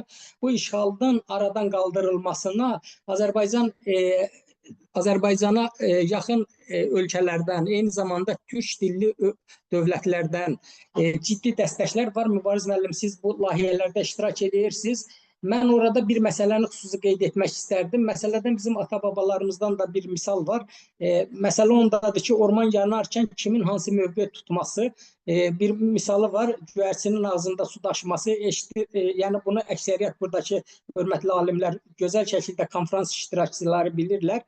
Türk Dövlətlər Təşkilatı təmsil edən ölkələrin Dağlıq Qarabağın işğaldan azad edilmiş ərazilərdə göstərdiyi fəaliyyət həm də şəhərsalma mədəniyyətinə bir nümunədir. Cənab Prezident Türk Dövlətləri Təşkilatının Qəbələdə keçirilən zirvə görüşündə orada bu məsələyə toxunaraq qeyd edirdi ki, Qarabağın və Şərqi Zəngəzurun bərpasına dəstək üçün qardaş ölkələrdə bir daha təşəkkürümü bildirirəm.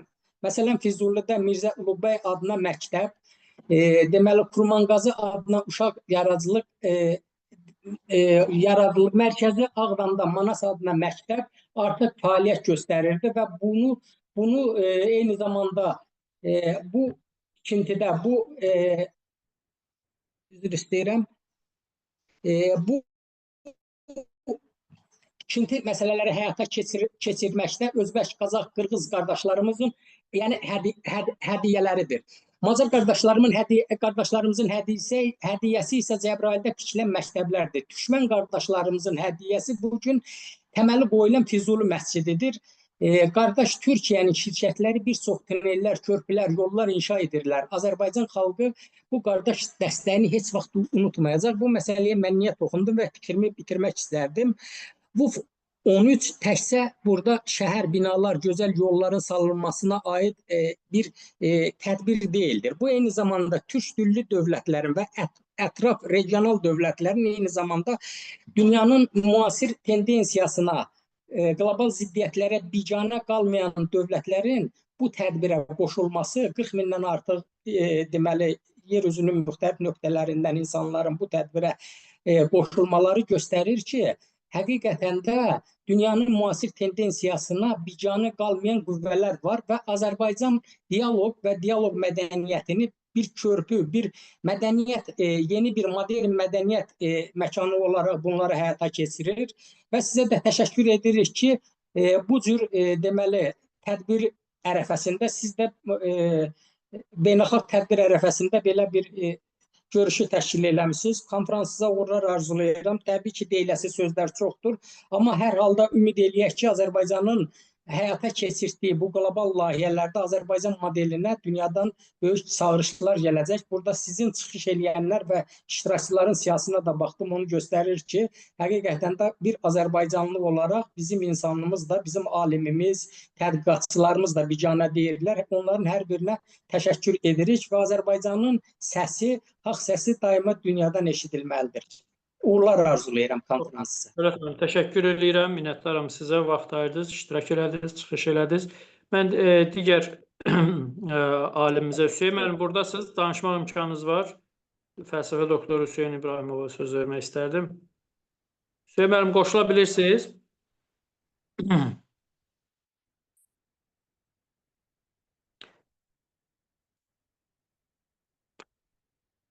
Hüseyn müəllim qoşulana qədər biz o zaman Əlövsət müəllim, bizim dəyərli hüquqşünas alimimiz. Hüseyn müəllim buradasınız, buyurun. Qısa olaraq sizin də sürətli şəkildə bir fikirlərinizi alaq, sonra davam edək. Çıxış edə bilirsiniz.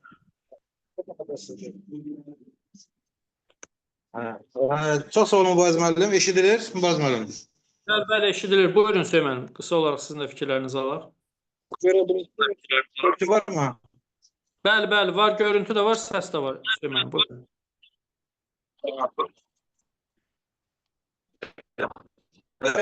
Mən sizi salamlayıram, təbrik edirəm bu tədbiri təşkil etdiyiniz üçün. Tədbir bütünlükdə təbii ki iştirakçıların da zamanda bu tədbirdə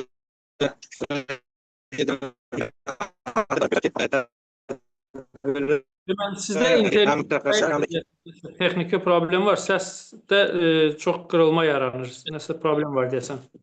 Buyurun dinləyirik. Səs çox kəsik. Eşidə bilirsiniz mi Mübariz müəllim? Bəli, buyurun. İndi daha yaxşı eşidilir. Buyurun. Deməli, tədbir özü konferansınızı mən təbrik edirəm. Hörmətli xarici qonaqlarımızı, həm daxili qonaqlarımızı mən də hamısına salamlayıram və məsələni burada bir çox məsələlərə toxunuldu. Məsələlərin həm elmi tərəflərinə, həm siyasi tərəflərinə, həm sosial tərəflərinə, həm ekoloji, həm siyasi. Qeyd etməliyik ki, istərdim ki, bir məlumat kimi ki, biz bir neçə Azərbaycanda olan 20-yə yaxın universitetdən olan alimlər bu ərəfəsində inklüziv ideyalar mövzusunda bir tədbirə də, elmi konferansa da bir hazırlaşmışıq. Bu iyun ayının 11-12-si. Bu konferans deməli nəzərdə tutulub Bakı şəhərində 2 günlük. Əsas məqsədimiz dünyanın bir çox ölkələrindən burada məqalələr var və ölkəmizdən. Əsas məsələ də müasir dövrdə ümumiyyətlə bu şəhərsalma ilə bağlı, ümumiyyətlə şəhər mədəniyyəti, süni intellekt və şəhər mədəniyyəti, müasir şəhərlərin infrastrukturunun yaxşılaşdırılması və əlçatan olması istiqamətdə insan amilini və insanların rolunu nə dərəcədə artırmaq olar bu kimi məsələlər.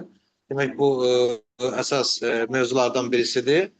Mən qeyd etmək istərdim ki, bu günlərin bizim dövlətimizin başçısı cənab İlham Əliyevin bu apardığı siyasət, beynəlxalq siyasət, indiyə qədər Azərbaycanda bir sıra böyük tədbirləri Azərbaycan dövləti ev sahibliyi etmişdir və bu gün həmin tədbirlərdən birisi də bu fon 3 tədbiridir. Təbii ki, burada qeyd edildi, tədbir önəmli tədbirdir, mühüm tədbirdir və bu həm məlum olan problemdir, ölkəmiz və eyni zamanda dünya üçün məlum olmayan problemlərin ortaya çıxması istiqamətində olduqca mühüm, əhəmiyyətli bir tədbirdir. Və bu tədbirin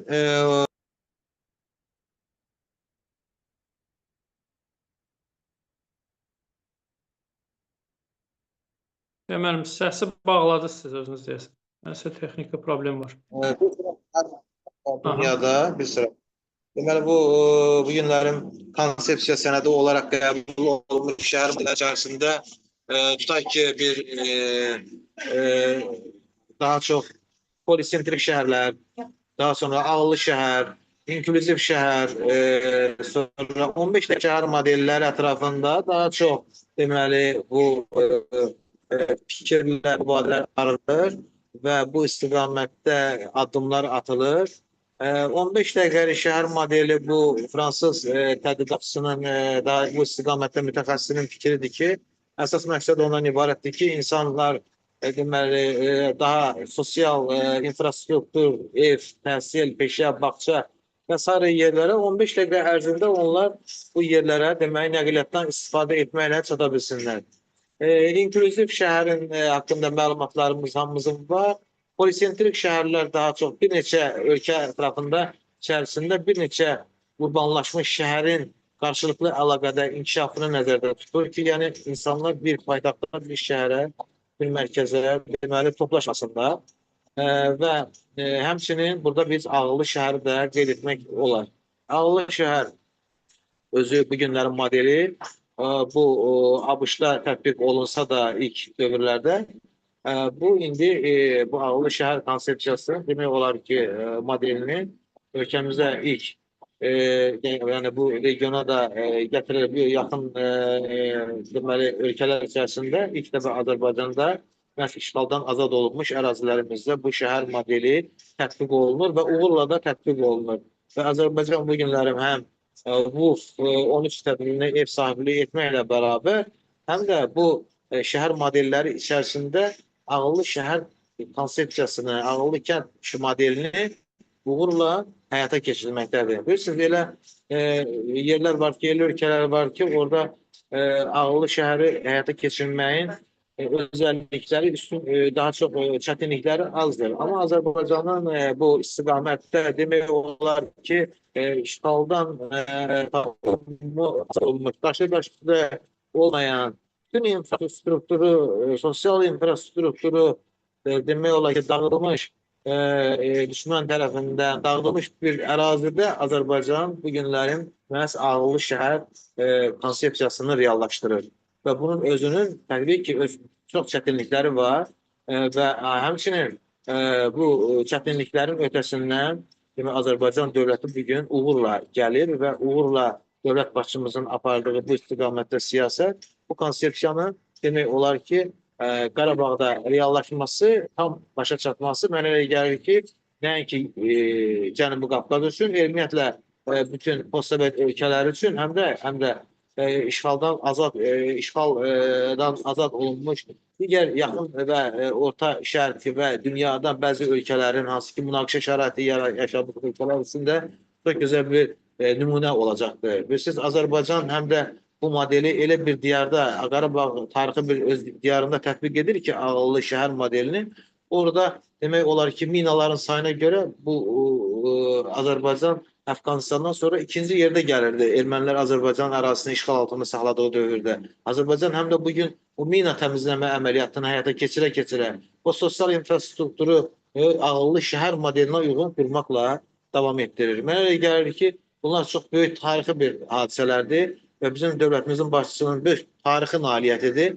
Həm cəmiyyətimizin və ölkəmizin qarşısında, həm də ki, elə dünyaya bir nümunə olacaq bir örnəkli bir modeldir. Və bugün ölkəmizdə keçirilən bu 13 tədbiri bəli, çox mühüm bir tədbirdir, çox mühüm bir beynəlxalq tədbirdir və biz çıxışları, dinlədiyimiz çıxışlar, aparılan diskusiyalar onu deməyə əsas verir ki, bu günlərim Azərbaycandan, bu 13 tədbirindən məhz mühüm ideyaların, gələcək dünyanın şəhərlərinin problemlərinin həlli istiqamətində, gələcək bu 14 tədbirinin keçirilməsinə hazırlıqlar istiqamətində mənə elə gəlir ki, Azərbaycanda keçirilən bu tədbirin çox böyük konsepsiyalarla, mühüm konseptual əhəmiyyətli çağırışlarla demək bu Birləşmiş Millətlər Təşkilatı səfərbər olunacaq daha da və mən fürsətdən istifadə edib mənə söz verdiyiniz üçün Mübariz müəllim sizə təşəkkürümü bildirirəm və bütün iştirakçılara, konfrans iştirakçılarına uğurlar diləyirəm. Həqiqətən çox maraqlı, həm çox maarifləndirici, çox gözəl çıxışlardır. Mən arzu edərəm ki, Mübariz müəllim bunu siz demək Cross Medianın elə saytında da bunu yerləşdirəsiniz ki, biz digər bizim həm tələbələrimiz, həm demək maraqlanan ictimaiyyət də bunu dinləsinlər və bu çıxışları bəhrələnsinlər. Təşəkkür edirəm sizə, Mübariz müəllim. Hüseyn müəllim, minnətdaram sizə bu maraqlı fikirlərinizdən ötürü və mən qeyd edim ki, bəli, Hüseyn müəllim, sizin dediyiniz qeyd olunan həm Cross Media saytında, həm də digər bizim mətbuat orqanlarında, media orqanlarında bunu işıqlandıracaq tədbirimizlə bağlı və bu tədbirlə yekunlaşmaq istəmirik. Biz bundan sonra da indiyə qədər olduğu kimi sizin burada olan əksər dəyərli ziyalılarımızın biz Cross Mediada çıxışlarını, müsahibələrini təqdim etmişik. Bundan sonra da bu və digər istiqamətdə təqdim etməyə hazırıq. Biz Rusiyadan Xatirə xanıma mən icazə versə söz verərdik, qoşulub çox diqqətlə də dinləyir bizi. Xatirə xanım, varmı bizlə bölüşəcək fikirləriniz? Buyurun, zəhmət olmasa. Salam, xoş gördük Mübariz müəllim, hörmətli konferans iştirakçıları, hər birinizi Rusiyanın Yaroslavl şəhərindən salamlayıram. bugünkü gözəl konfransa görə də Mübariz müəllim sizə təşəkkürümü bildirirəm. Çıxış edən ziyalılarımızın hər birinə təşəkkür edirəm. Çox gözəl fikirlər səsləndirdilər. Təbii ki, biz də xaricdən Azərbaycanımızı izləyirik, Azərbaycanda gedən inkişafları izləyirik. Prezidentimizin uzaq görən siyasətini təbii ki, dəstəkləyirik. Mən çox istəyərdim ki, Azərbaycan bir turizm şəhərinə çevrilsin. Çünki Azərbaycan həqiqətən də gözəldir.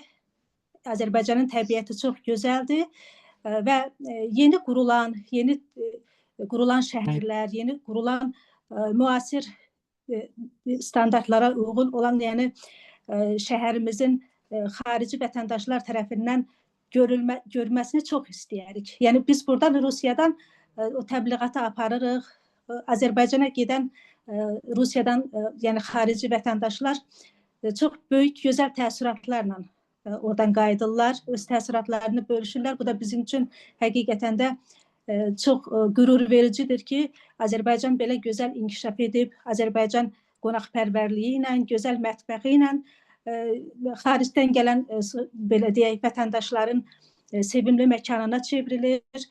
Mənə elə gəlir ki, bu istiqamətdə də davam etsə çox gözəl olar. Məndən bu qədər.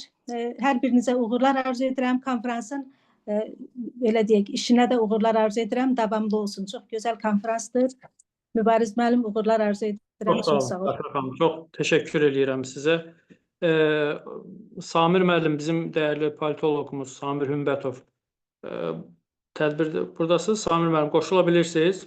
Fikirlərinizi bizlə bölüşəsiniz. Bizim çox təəssüf ki, Əlövsət müəllimin, dəyərli bizim hüquqşünasımızın səhhətində problem var deyə fikirlərini bölüşə bilmədi bizlə. Samir müəllim, buyurun Samir müəllim. Hər vaxtınız xeyir olsun bir daha.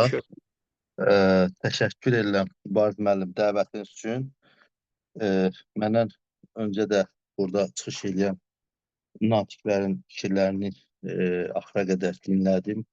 Təbii ki, bu konfransda yalnızca deyək ki, cəmiyyətin bir təbəqəsini deyil, müxtəlif qruplardan olan insanların iştirakı və mövzuya dair fikirlərini fərqli aspektlərdən izah etməsi hesab edirəm ki, kifayət qədər mövzuya dair formalaşmaqda olan fikri ortaya qoymuş olur. Yəni, burada həm millət vəkilləri, həm elm adamları, həm deyək ki, xaricdən deyək ki, diasporada fəaliyyət göstərən və yaxud da orada işləyən bu və ya digər formada Azərbaycan dövləti ilə bağlı olan şəxslərin burada bir səsləndirməsi dövlətimizin bu sahədə gördüyü işlərlə bağlı xüsusi bir rəng gətirmiş olur prosesə.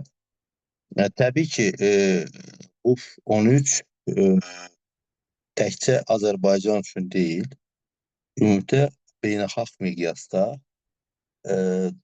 yenidən formalaşan yeni dünya nizamında, yeni urbanizasiya proseslərində, şəhərsalmada, yenidən qurulan siyasi sistemdə müəyyən bir təsir imkanları yaradacağı hesab edirəm ki, heç kim üçün deyil. Çünki bugün artıq dünya ağıllı şəhərlərə, dünya ağıllı texnologiyaların inkişafına köklənib və son dövrlər, xüsusilə də son 10 illikdə süni intellekt və yeni texnologiyaların ortaya çıxmasıyla dünya artıq yeni bir mərhələyə qədəm qoymuş olur. Düşünürəm ki, bu həm də onu göstərir ki, biz bugün düzdür şəhərsalmadan danışırıq, amma təkcə şəhərsalma deyil. Burada ümumilikdə yaşayış yerlərinin yenidən qurulması, yenidən dizayn edilməsi, onların optimallaşdırılmasından söhbət gedir. Məsələn, bugün Azərbaycan Qarabağ bölgəsində işğaldan azad olunan bölgələrdə minalardan təmizləndıqdan sonraki mərhələdə gördüyü ən əsas işlərdən biri də kiçik kəndləri birləşdirib, yəni deyək ki, 10, 15, 20 evdən ibarət olan kəndləri birləşdirib bir neçəsini bir kənd, yəni böyük bir kənd formasına tikməsi, ora infrastrukturun yenidən qurulması, onun deyək ki, müasir texnoloji imkanlarla təsis edilməsini həyata keçirirsə, bu artıq şəhərsalma və həm də elə bu yaşayış məskənlərinin qurulmasına xidmət edir. Təbii ki, hər bir ölkədə bu və ya digər formada yeni megapolislərin ortaya çıxması, xüsusən də paytaxtlarda və yaxud da digər bölgələrdə müəyyən çətinliklər, problemlər yaradır. Bugün Azərbaycanın özündə olsun, Türkiyədə olsun, Rusiyada olsun, Avropanın özündə, Amerikada, hətta Çində və digər ölkədə bu texnoloji yeniliklərə ayaq uydurmaq üçün işlər görülür. Problemlər də var və problemlərin həlli üçün işlər də görülür. Təbii ki, bunu müzakirə etmək təkcə yalnızca deyək ki, şəhərsalmanı necə qurmaq deyil, qurulmuş şəhərləri yenidən necə inkişaf etdirmək lazımdır. Bunun üzərinə kökləniblər. Çünki bugün son dövrlər statistik məlumatlara nəzər salsaq görəcəyik ki, dünyada əhalinin böyük əksəriyyətinin kəndlərdən şəhərə axışma prosesi sürətlənibdir. Köçlər sürətlənibdir, miqrasiya prosesləri genişlənir. Müharibələr səbəbindenmi və yaxud da quraqlıq səbəbindenmi, yəni təbii və yaxud da qeyri-təbii fərqi yoxdur, bu baş verir və bu əslində istənilən ölkədə şəhər infrastrukturunun sıradan çıxmasına da gətirib çıxardır. Bunun üçün tədbirlər nə olmalıdır? Hansı forma işlərə getməlidir? Plan necə tutulmalıdır? Dövlətlər planları günə görə tutmur. Dövlətlər 10 illik, 30 illik, 50 illik, 100 illik planlar əsasında işləyirlər və bu planları hazırlayanda kimlər cəlb olunur? Hansı mütəxəssislərin hansı fikirlər nəzərə alınır? Yerin quruluşu, o şəhərin yerləşdiyi bölgə, onun deyək ki, coğrafi mövqeyi, strateji mövqeyi, suya əl çatanlığı məsələsi var, kanalizasiya sisteminin işləməsi məsələsi var. Bunlar hər bir səsində bax bu 13-də müzakirə, yəni 2026-cı ildə keçirilən bu 13-də əsas müzakirə predmetinə çevrilir. Təbii ki, Azərbaycan ərazisi, bugün Azərbaycan dövlətinin yerləşdiyi coğrafi mövqeyi hətta 5-6 əsr öncədən belə artıq belə də şəhərsalmanın ən önəmli bir tərəfi olan kanalizasiya sistemlərindən belə, deyək ki, su yollarına çıxışın belə, bütün bunların hər birinin əsas təməlini təşkil edir. Dərbənddən başlayaraq Şamaxıya qədər, Şamaxıdan başlayaraq dəniz qırağı bölgələrin hər birində bu olub əvvəllərdən. Və bu o deməkdir ki, bizdə bu artıq formalaşıb. Bu yeni texnologiyanın, arxitekturanın birləşdirilməsi deməkdir. Ona görə düşünürəm ki, bu tədbirin Azərbaycanda keçirilməsinin bir önəmi odur ki, gələn qonaqlar, həm də bu məsələni buradakı yerli mütəxəssislərlə müzakirə edirlər. Bizim də hər şeyi biz bilmirik, təbii ki. O demək deyil ki, bizim alimlərimiz hər şeyi bilirlər və yaxud da heç nə bilmirlər. Bizim alimlərimiz bildiyini onlarla paylaşır, onlar bildiyini bizlə paylaşır və əslində bu bilgi alış-verişi həyata keçirir ki, nəticə etibarilə bu da yeni imkanların, o belə deyək, bəzən də böhranların fürsətə necə çevrilməsini də müzakirə edirik. Yeni imkanların nədən ibarət olmasını da müzakirə edirik. Ona görə düşünürəm ki, çox önəmli məsələdir. Yəni, şəhər salmaq, xüsusən də son dövrlər urbanizasiya prosesi təkcə Cənubi Qafqazda deyə yaxın şərqdə müharibələr səbəbindən və təbii proseslər səbəbindən yaranan o urbanizasiya prosesini diqqətə alırlar. Eyni zamanda məlum məsələdə Afrikada səhraaltı ərazilər bilirsiniz ki, sürətlə səhralaşma prosesi dərinləşir. Hindistan ərazisində səhralaşma gedir. Onların qarşısını almaq üçün işlər necə gedir və s. Bunlar hər birisi düşünürəm ki, bu tədbirin əsas müzakirə predmetindəndir. Sizin təşkil etdiyiniz bu masa, bu dəyərli masa deyə bu tədbir xüsusən əhəmiyyət daşımaqdadır. Çünki burada təkcə Azərbaycanın özündən deyil, kənardan qoşulan dəyərli elm adamlarımız, qonaqlarımız var və eyni zamanda burada təkcə elm adamları deyil, həm də bizim siyasət adamlarının, istər partiya sədrləri olsun, millət vəkilləri olsun, digər ictimai siyasi sektorun nümayəndələri olsun, onların burada təmsil olunması, fikirlərini bölüşməsi düşünürəm ki, bu mövzuya əlavə bir rəng qatır. Uğurlar arzu edirəm. İnşallah inanıram ki, hər şey istədiyimiz kimi olacaq. Təşəkkür edirəm diqqətiniz üçün. Çox sağ olun, dəyərli Samir bəy. Çox təşəkkür edirəm qardaşım. Mən Maraqlı təşəkkür edirəm. fikirləriniz üçün, qeydləriniz üçün. Çox sağ Mən olun. Natavan xanım buradaydı. Buradadır. Sizinlə fikirlərini bölüşmək istərmi? Natavan xanım, bəlkə çıxış etmək istərsiniz. Buyurun. Salam, hər kəsi salamlayıram. Xoş Mingəçevir gəldiniz. şəhərindən. Mingəçevir Dövlət Universitetinin rektoru Anar mənim adından salamlayıram. Mingəçevir şəhərinin əhalisinin adından salamlayıram. Bizim əslində məndən əvvəl çıxışçıların hər birinə təşəkkür edirəm. Artıq demək olar ki, sonda çıxış eləməyin bir tərəfi odur ki, bütün fikirlər demək olar ki, səsləndi. Amma bir fikir bildirim ki, bizim şəhərimizin, ölkəmizin gündən-günə belə deyək də dünyanın ən böyük problemlərinin səsləndirilən və yaxud da problemlərinin çözülməsi üçün toplaşılan bir platformaların burada həyata keçirilməsi özü ölkəmizin önəmliyini, eyni zamanda tanınmağını, ölkəmizdə olan yeniliklərin və belə deyək də nümunəvi şəhər prinsiplərinin başqa tərəflərinin göstərməsi üçün yaxşı fürsətlərdir və biz də dünyaya hansısa şəkildə töhfə verməyi artıq bacarırıq. Mingəçevir şəhərinin və Mingəçevir Dövlət Universitetinin də bu tədbirlərdə bilavasitə iştirakı var idi və biz də öz şəhərimizdə bu cür tədbirləri il ərzində keçirdik. Bir şey qeyd edeyim, bəlkə Mingəçevir şəhərində olmusunuzsa, bizim şəhərdə o səsləşən fikirlərin əksəriyyəti üst-üstə düşür. Yəni, belə deyək də, əlçatanlıq, şəhərin 15 dəqiqəlik prinsipi burada 5 dəqiqəlik prinsipidir. Yəni, şəhər əvvəlcədən düzgün planlaşdırılanda, düzgün, belə deyək, infrastruktur qurulanda, əhalinin hər yaş kateqoriyası və yaxud da karyerası ilə bağlı, deyək ki, məktəblər, xəstəxanalar və s. bütün insanların rifahını təmin edən infrastrukturun düşünülmüş və planlı şəkildə qurulması həqiqətən şəhərin özünün davamlılığını uzun müddətli, artıq şəhərin 70 il bir yaşı var və bu prinsiplərə uyğun olaraq normal şəhər həyatı yaşamaq olur. Ona görə düşünürəm ki, əgər yeni növbəti ölkəmizdə salına biləcək şəhərləri biz planlı və düşünülmüş şəkildə qura bilsək ki, qururuq da, tarixi abidələrimizə və yaxud da tarixi arxitekturamıza təbii ki, toxunmadan onları qorumaqla şəhərlərimizi insanların yaşaya biləcəyi bütün faktorları nəzərə alaraq rifahını təmin edəcək şəkildə, qoruya biləcək şəkildə inkişaf etdirsək, bu həqiqətən nəinki 20-30 il, 50 il, 100 il daha uzun ömürlü, dayanıqlı şəhər modellərinin formalaşdırmasına kömək edər.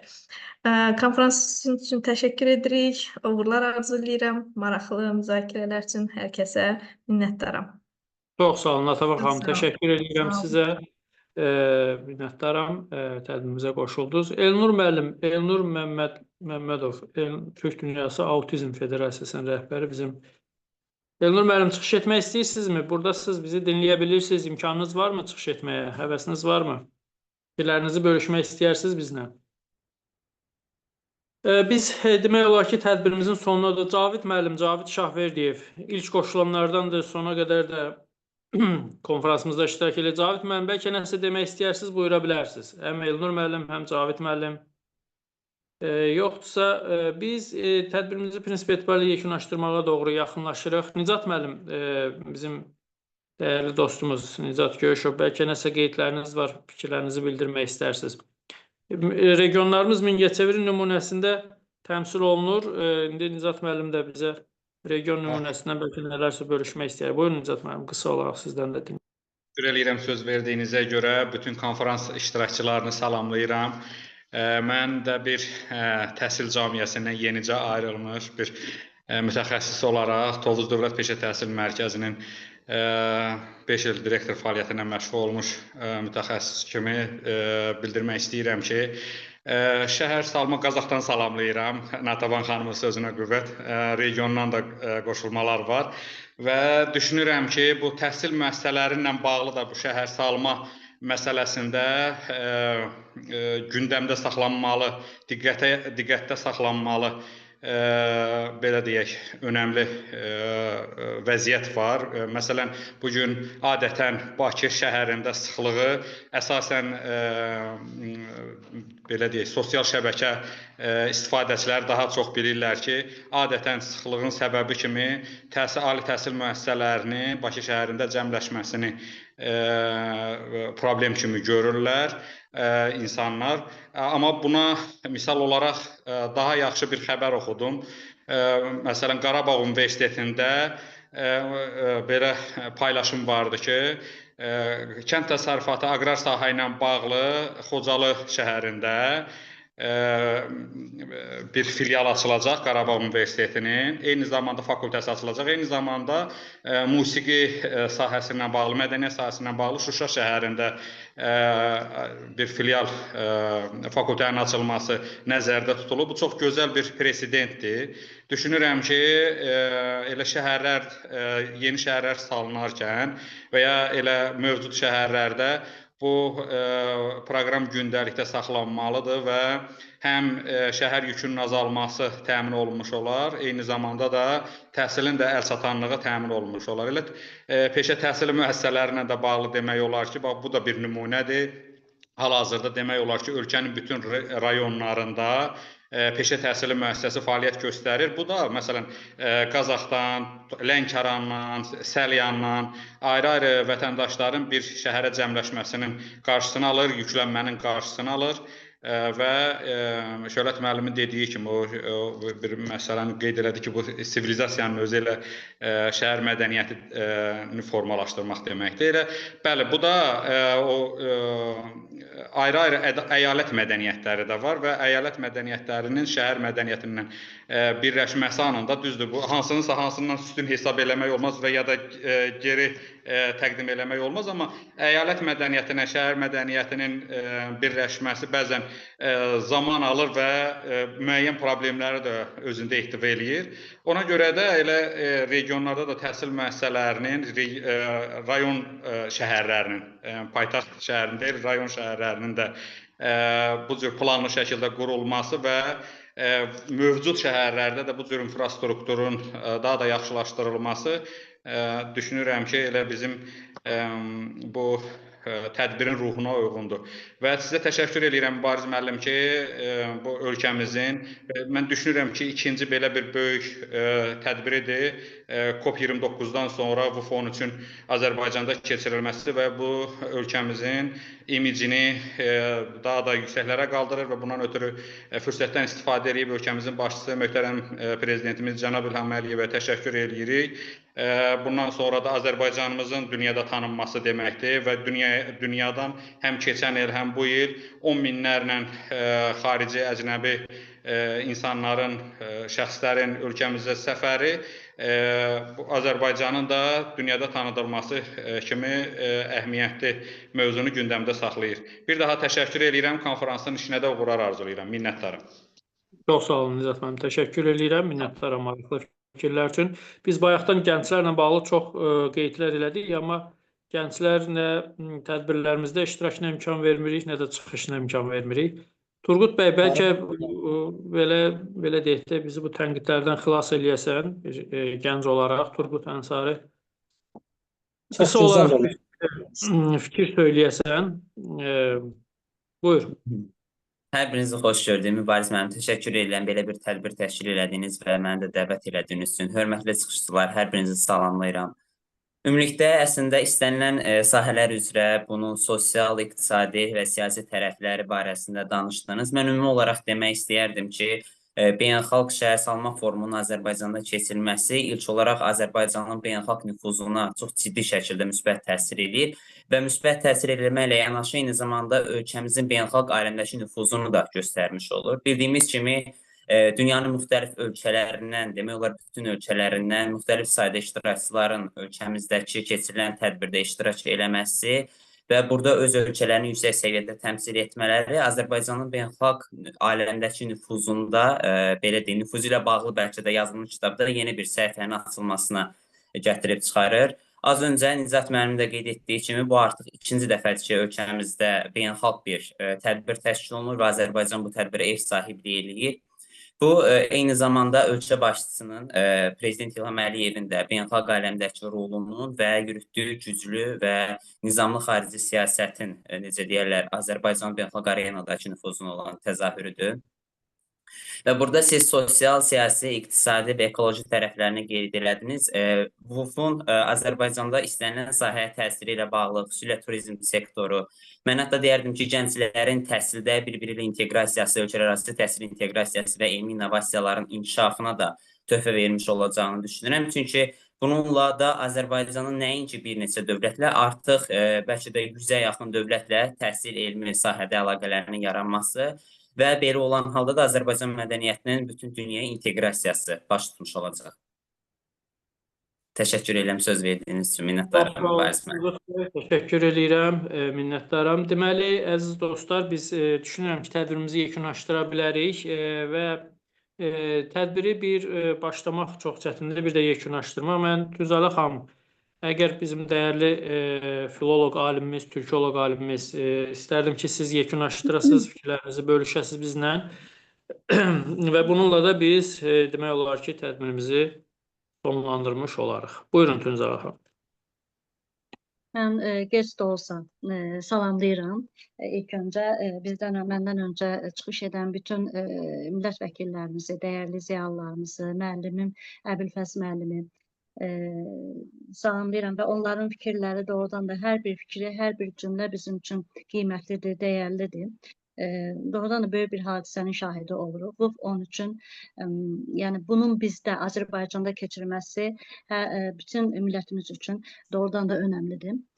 Və bunun əsas olaraq məndən öncə vurğulandı, səhv etməmsə Şöhrət müəllim idi. Azərbaycanın faydaları nədir və niyə məhz Azərbaycan? Bu onun üçün niyə məhz Azərbaycana keçirməsi? Bəli, bunu elə son illərdə yaşadığımız və gördüyümüz hadisələr öz əksini tapır bunda.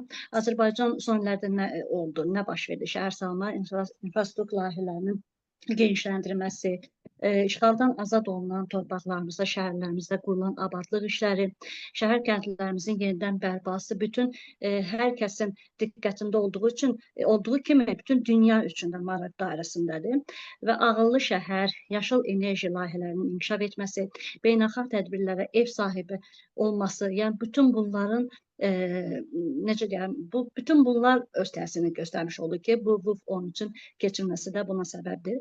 Və Azərbaycanın faydaları nədir? Məndən öncə çıxış edən gəncimiz artıq öz sözü demiş oldu burada.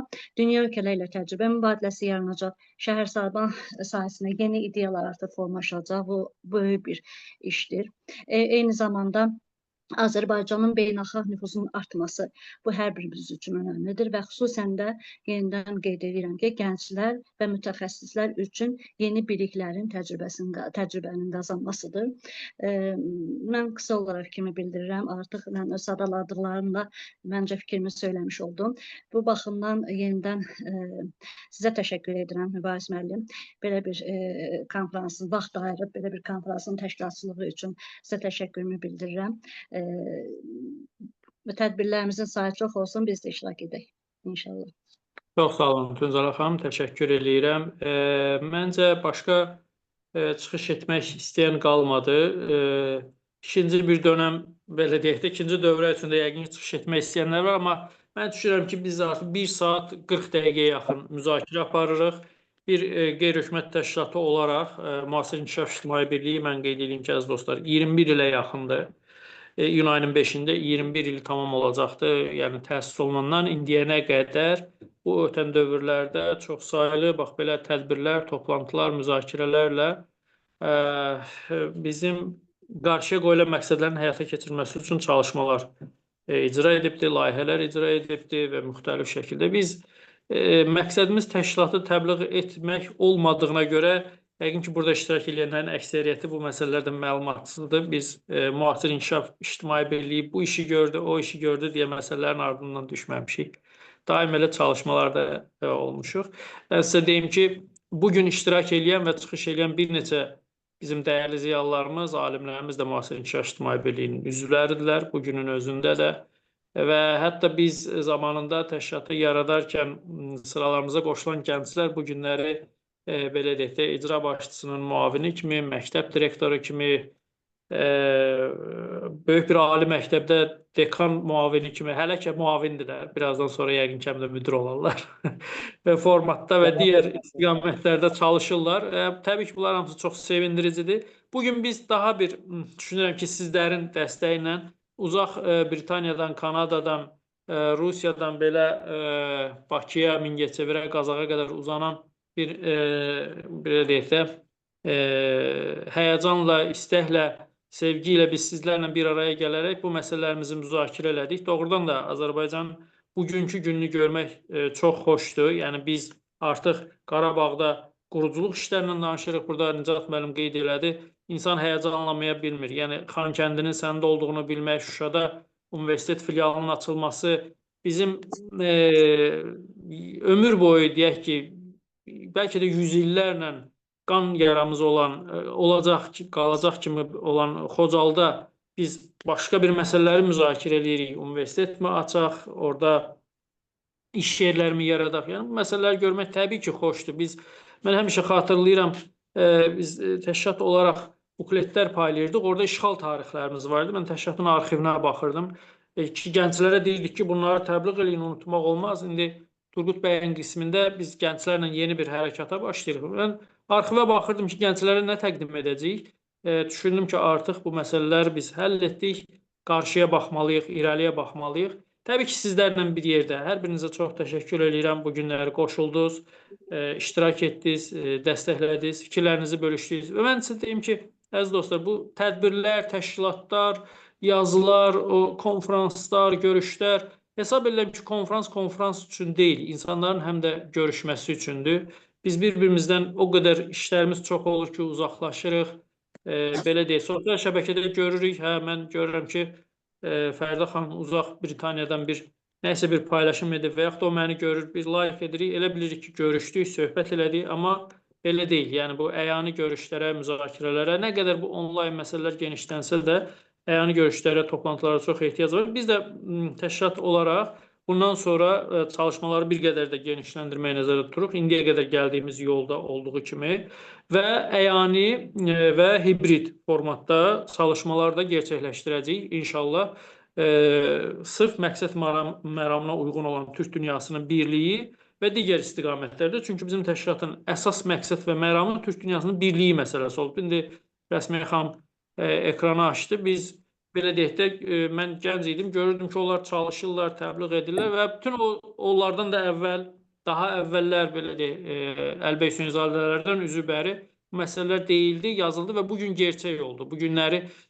insan həyəcanla baxırsan ki, Özbəkistan gəlir, Qarabağda məktəb tikir, Qazaxıstan, hətta Macarıstan belə orada, Türkmənistan orada müəyyən çalışmalar həyata keçirir. Bax, bunlar müasir inkişaf birliyinin həm də məqsəd məramları olubdur. Biz qeydiyyata alınan zaman bizə məmurla görüşdük o qeydiyyat məsələlərində. Biraz bəlkə sizi yoruram, amma çıxışlar mənə o qədər təsir elədi ki, bunları bölüşüb. Məmur bizə söylədi ki, Şöhrət müəllim, siz kimsiniz, gənclər, nə Türk dünyası danışırsınız? Türk dünyası nədir? Yoxdur belə bir şey. Yəni, boş bir şeylərdir. Hani o gedir Ermənistanda əklir qoyur erməni soyqırımına Əskər Akayevi nəzərdə tuturdu, Qırğızstan vaxtilə prezidentini. Gedin işinizlə məşğul olun, boş şeylərdir bunlar. Və Əlbəy Hüseynzadələri, Almas Yıldırımları buna görə, Hüseyn Cavidləri buna görə məhv elədilər. Onların üstünə romantik damğası vurdular. Amma hesab edirəm ki, onlar daha realist imişlər, görünür ki, bugün onların zamanında dedikləri məsələlər bugün real olmağa başladı. Bu mənada mən Prezident İlham Əliyevə, Türkiyənin prezidenti Ərdoğana və Mərkəzi Asiya türk xalqlarına və digər bütün yəni bu istiqamətdə çalışan hər kəsə təşəkkür edirik ki, bizlərin xəyallar olaraq qurduğu, təbliğ elədiyi məsələlər siyasi məqamda gerçək olubdur artıq. Yəni bizlərin Turan deyə arxasınca yürüdüyümüz məsələlər bugün siyasi platformada real olubdur. İstanbulda bu işlər nəhəng işlərdir belə. Hər birinizə yəni bizim burada çox dəyərli alimlərimiz var. Onlar daha yaxşı bu məsələləri nəinki bilirlər, araşdırırlar. Və bizim də işimiz təbii ki, sizləri bir araya gətirib bax bu fikirləri bu şəkildə müzakirə eləməkdir. Hər birinizə bir daha çox təşəkkür edirəm. Şöhrət müəllim, nəsə replikanız varsa? O qədər gözəl sonluq gətirdiniz ki, burada 2 kəlmə demək məcburiyyətində qaldıq. Əslində sizin toxunduğunuz məsələ, yəni bugün yalnız Azərbaycan və Türk dünyasının çağırışları deyil və problemləri deyil, səmimi deyək, dünyanın özü, modern dünyanın, yəni elmi-texniki sivilizasiya özü bir həddə gəlib çatıb. Mən bu yaxın şərq və yaxud da digər məsələləri, bu gündəlikdə baş verən hadisələri qabartmaq istəməzdim. Yəni burada söhbət Türk dünyasından gedəndə yeni kommunikativ, biz indi o məsələlərin üzərində işləyirik, yeni kommunikativ sivilizasiyanın formalaşmasından söhbət gedir. Bu uzun müddət dünya arenasında Qərb gücü, Asiya gücü və digər məsələlər siz özünüz bilirsiniz. İndi yeni dünya nizamından danışırlar. Yeni dünya nizamında Türk dünyasının və Türk dövlətlərinin xüsusi özəlliklə öz payı vardır. Bu Qərbin də marağındadır, Şərq dövlətlərinin də, yəni Asiya gücünün də, Qərb gücünün də marağındadır. Çünki indi artıq bu məsələlərdə onlar da görürlər ki, sivilizasiyanın yeni düzəninin formalaşmasında Türk dünyasız qeyri-mümkündür və düşüncəmə görə burada Azərbaycanın oynadığı rol diyaloq və diyaloq mədəniyyəti yeni kommunikativ sivilizasiyanın formalaşmasında dünyaya yeni bir mədəniyyət gətirməkdir. Bu müharibədən tutmuş şəhər salmaya kimi təhsil sahəsindən digər, yəni din, mədəniyyət, təhsil, iqlim dəyişmələrinə reaksiyalar, yəni sivilizasiya problemlərinə reaksiyalardan söhbət gedir. Əgər aksiya varsa ona reaksiya da olmalıdır. Bu nöqteyi nəzərdən siz həqiqətən də elə bir məsələyə toxundunuz ki, sonra. Bunlar Allah öndərə tərəfindən rəhmət eləsin, strateji hədəf elə bir model qoyubdur ki, biz o stratejiyanın yəni daima təbliğatçısı, təşviqatçısı olaraq inkişaf elətdirməliyik. Məhz bu fon üçün də sizin sözünüzə qüvvət Bakıda keçirilməsi yalnız bu şəhər salma mədəniyyəti ilə yox, dünyanın birləşdirilməsi ilə, yeni dünya daha stabil model axtarışından irəli gələn bir hadisədir. Sizə təşəkkür edirik. Yəni konferans iştirakçılarına, xüsusilə xanımlara təşəkkür edirik. Mən həqiqətən gözləməzdim ki, saat yarım 2 saata yaxın, saat yarım yox 2 saatdan artıq xanımların hər biri, eyni zamanda bəylər, gənclər burada sona kimi gözləyib. Yəni bu o nə ilə bağlıdır? Sivilizasiyanın problemlərinə, dünyanın problemlərinə biganə qalmamaqla bağlıdır. Yəni aksiya varsa da reaksiya var. Sizlərə təşəkkür edirəm. Başda yəni siz bayaq sadaladınız, sizi qarşıdan gələn jubileyz 21 yaş, gözəl yaşlı 21 yaş münasibəti ilə sizi təbrik edirəm öncədən. Təşəkkür edirəm. Çox sağ olun. Hər birinizə təşəkkür edirəm. Çox sağ olun, çox minnətdaram. Yəqin ki, başqa qeyd yoxdur. Yoxdursa o zaman biz konferansımızı yekunlaşdıraq və konferansımızı bağlı elan edirik. Sağ olun. Sağ olun. Sağ olun. Sağ olun.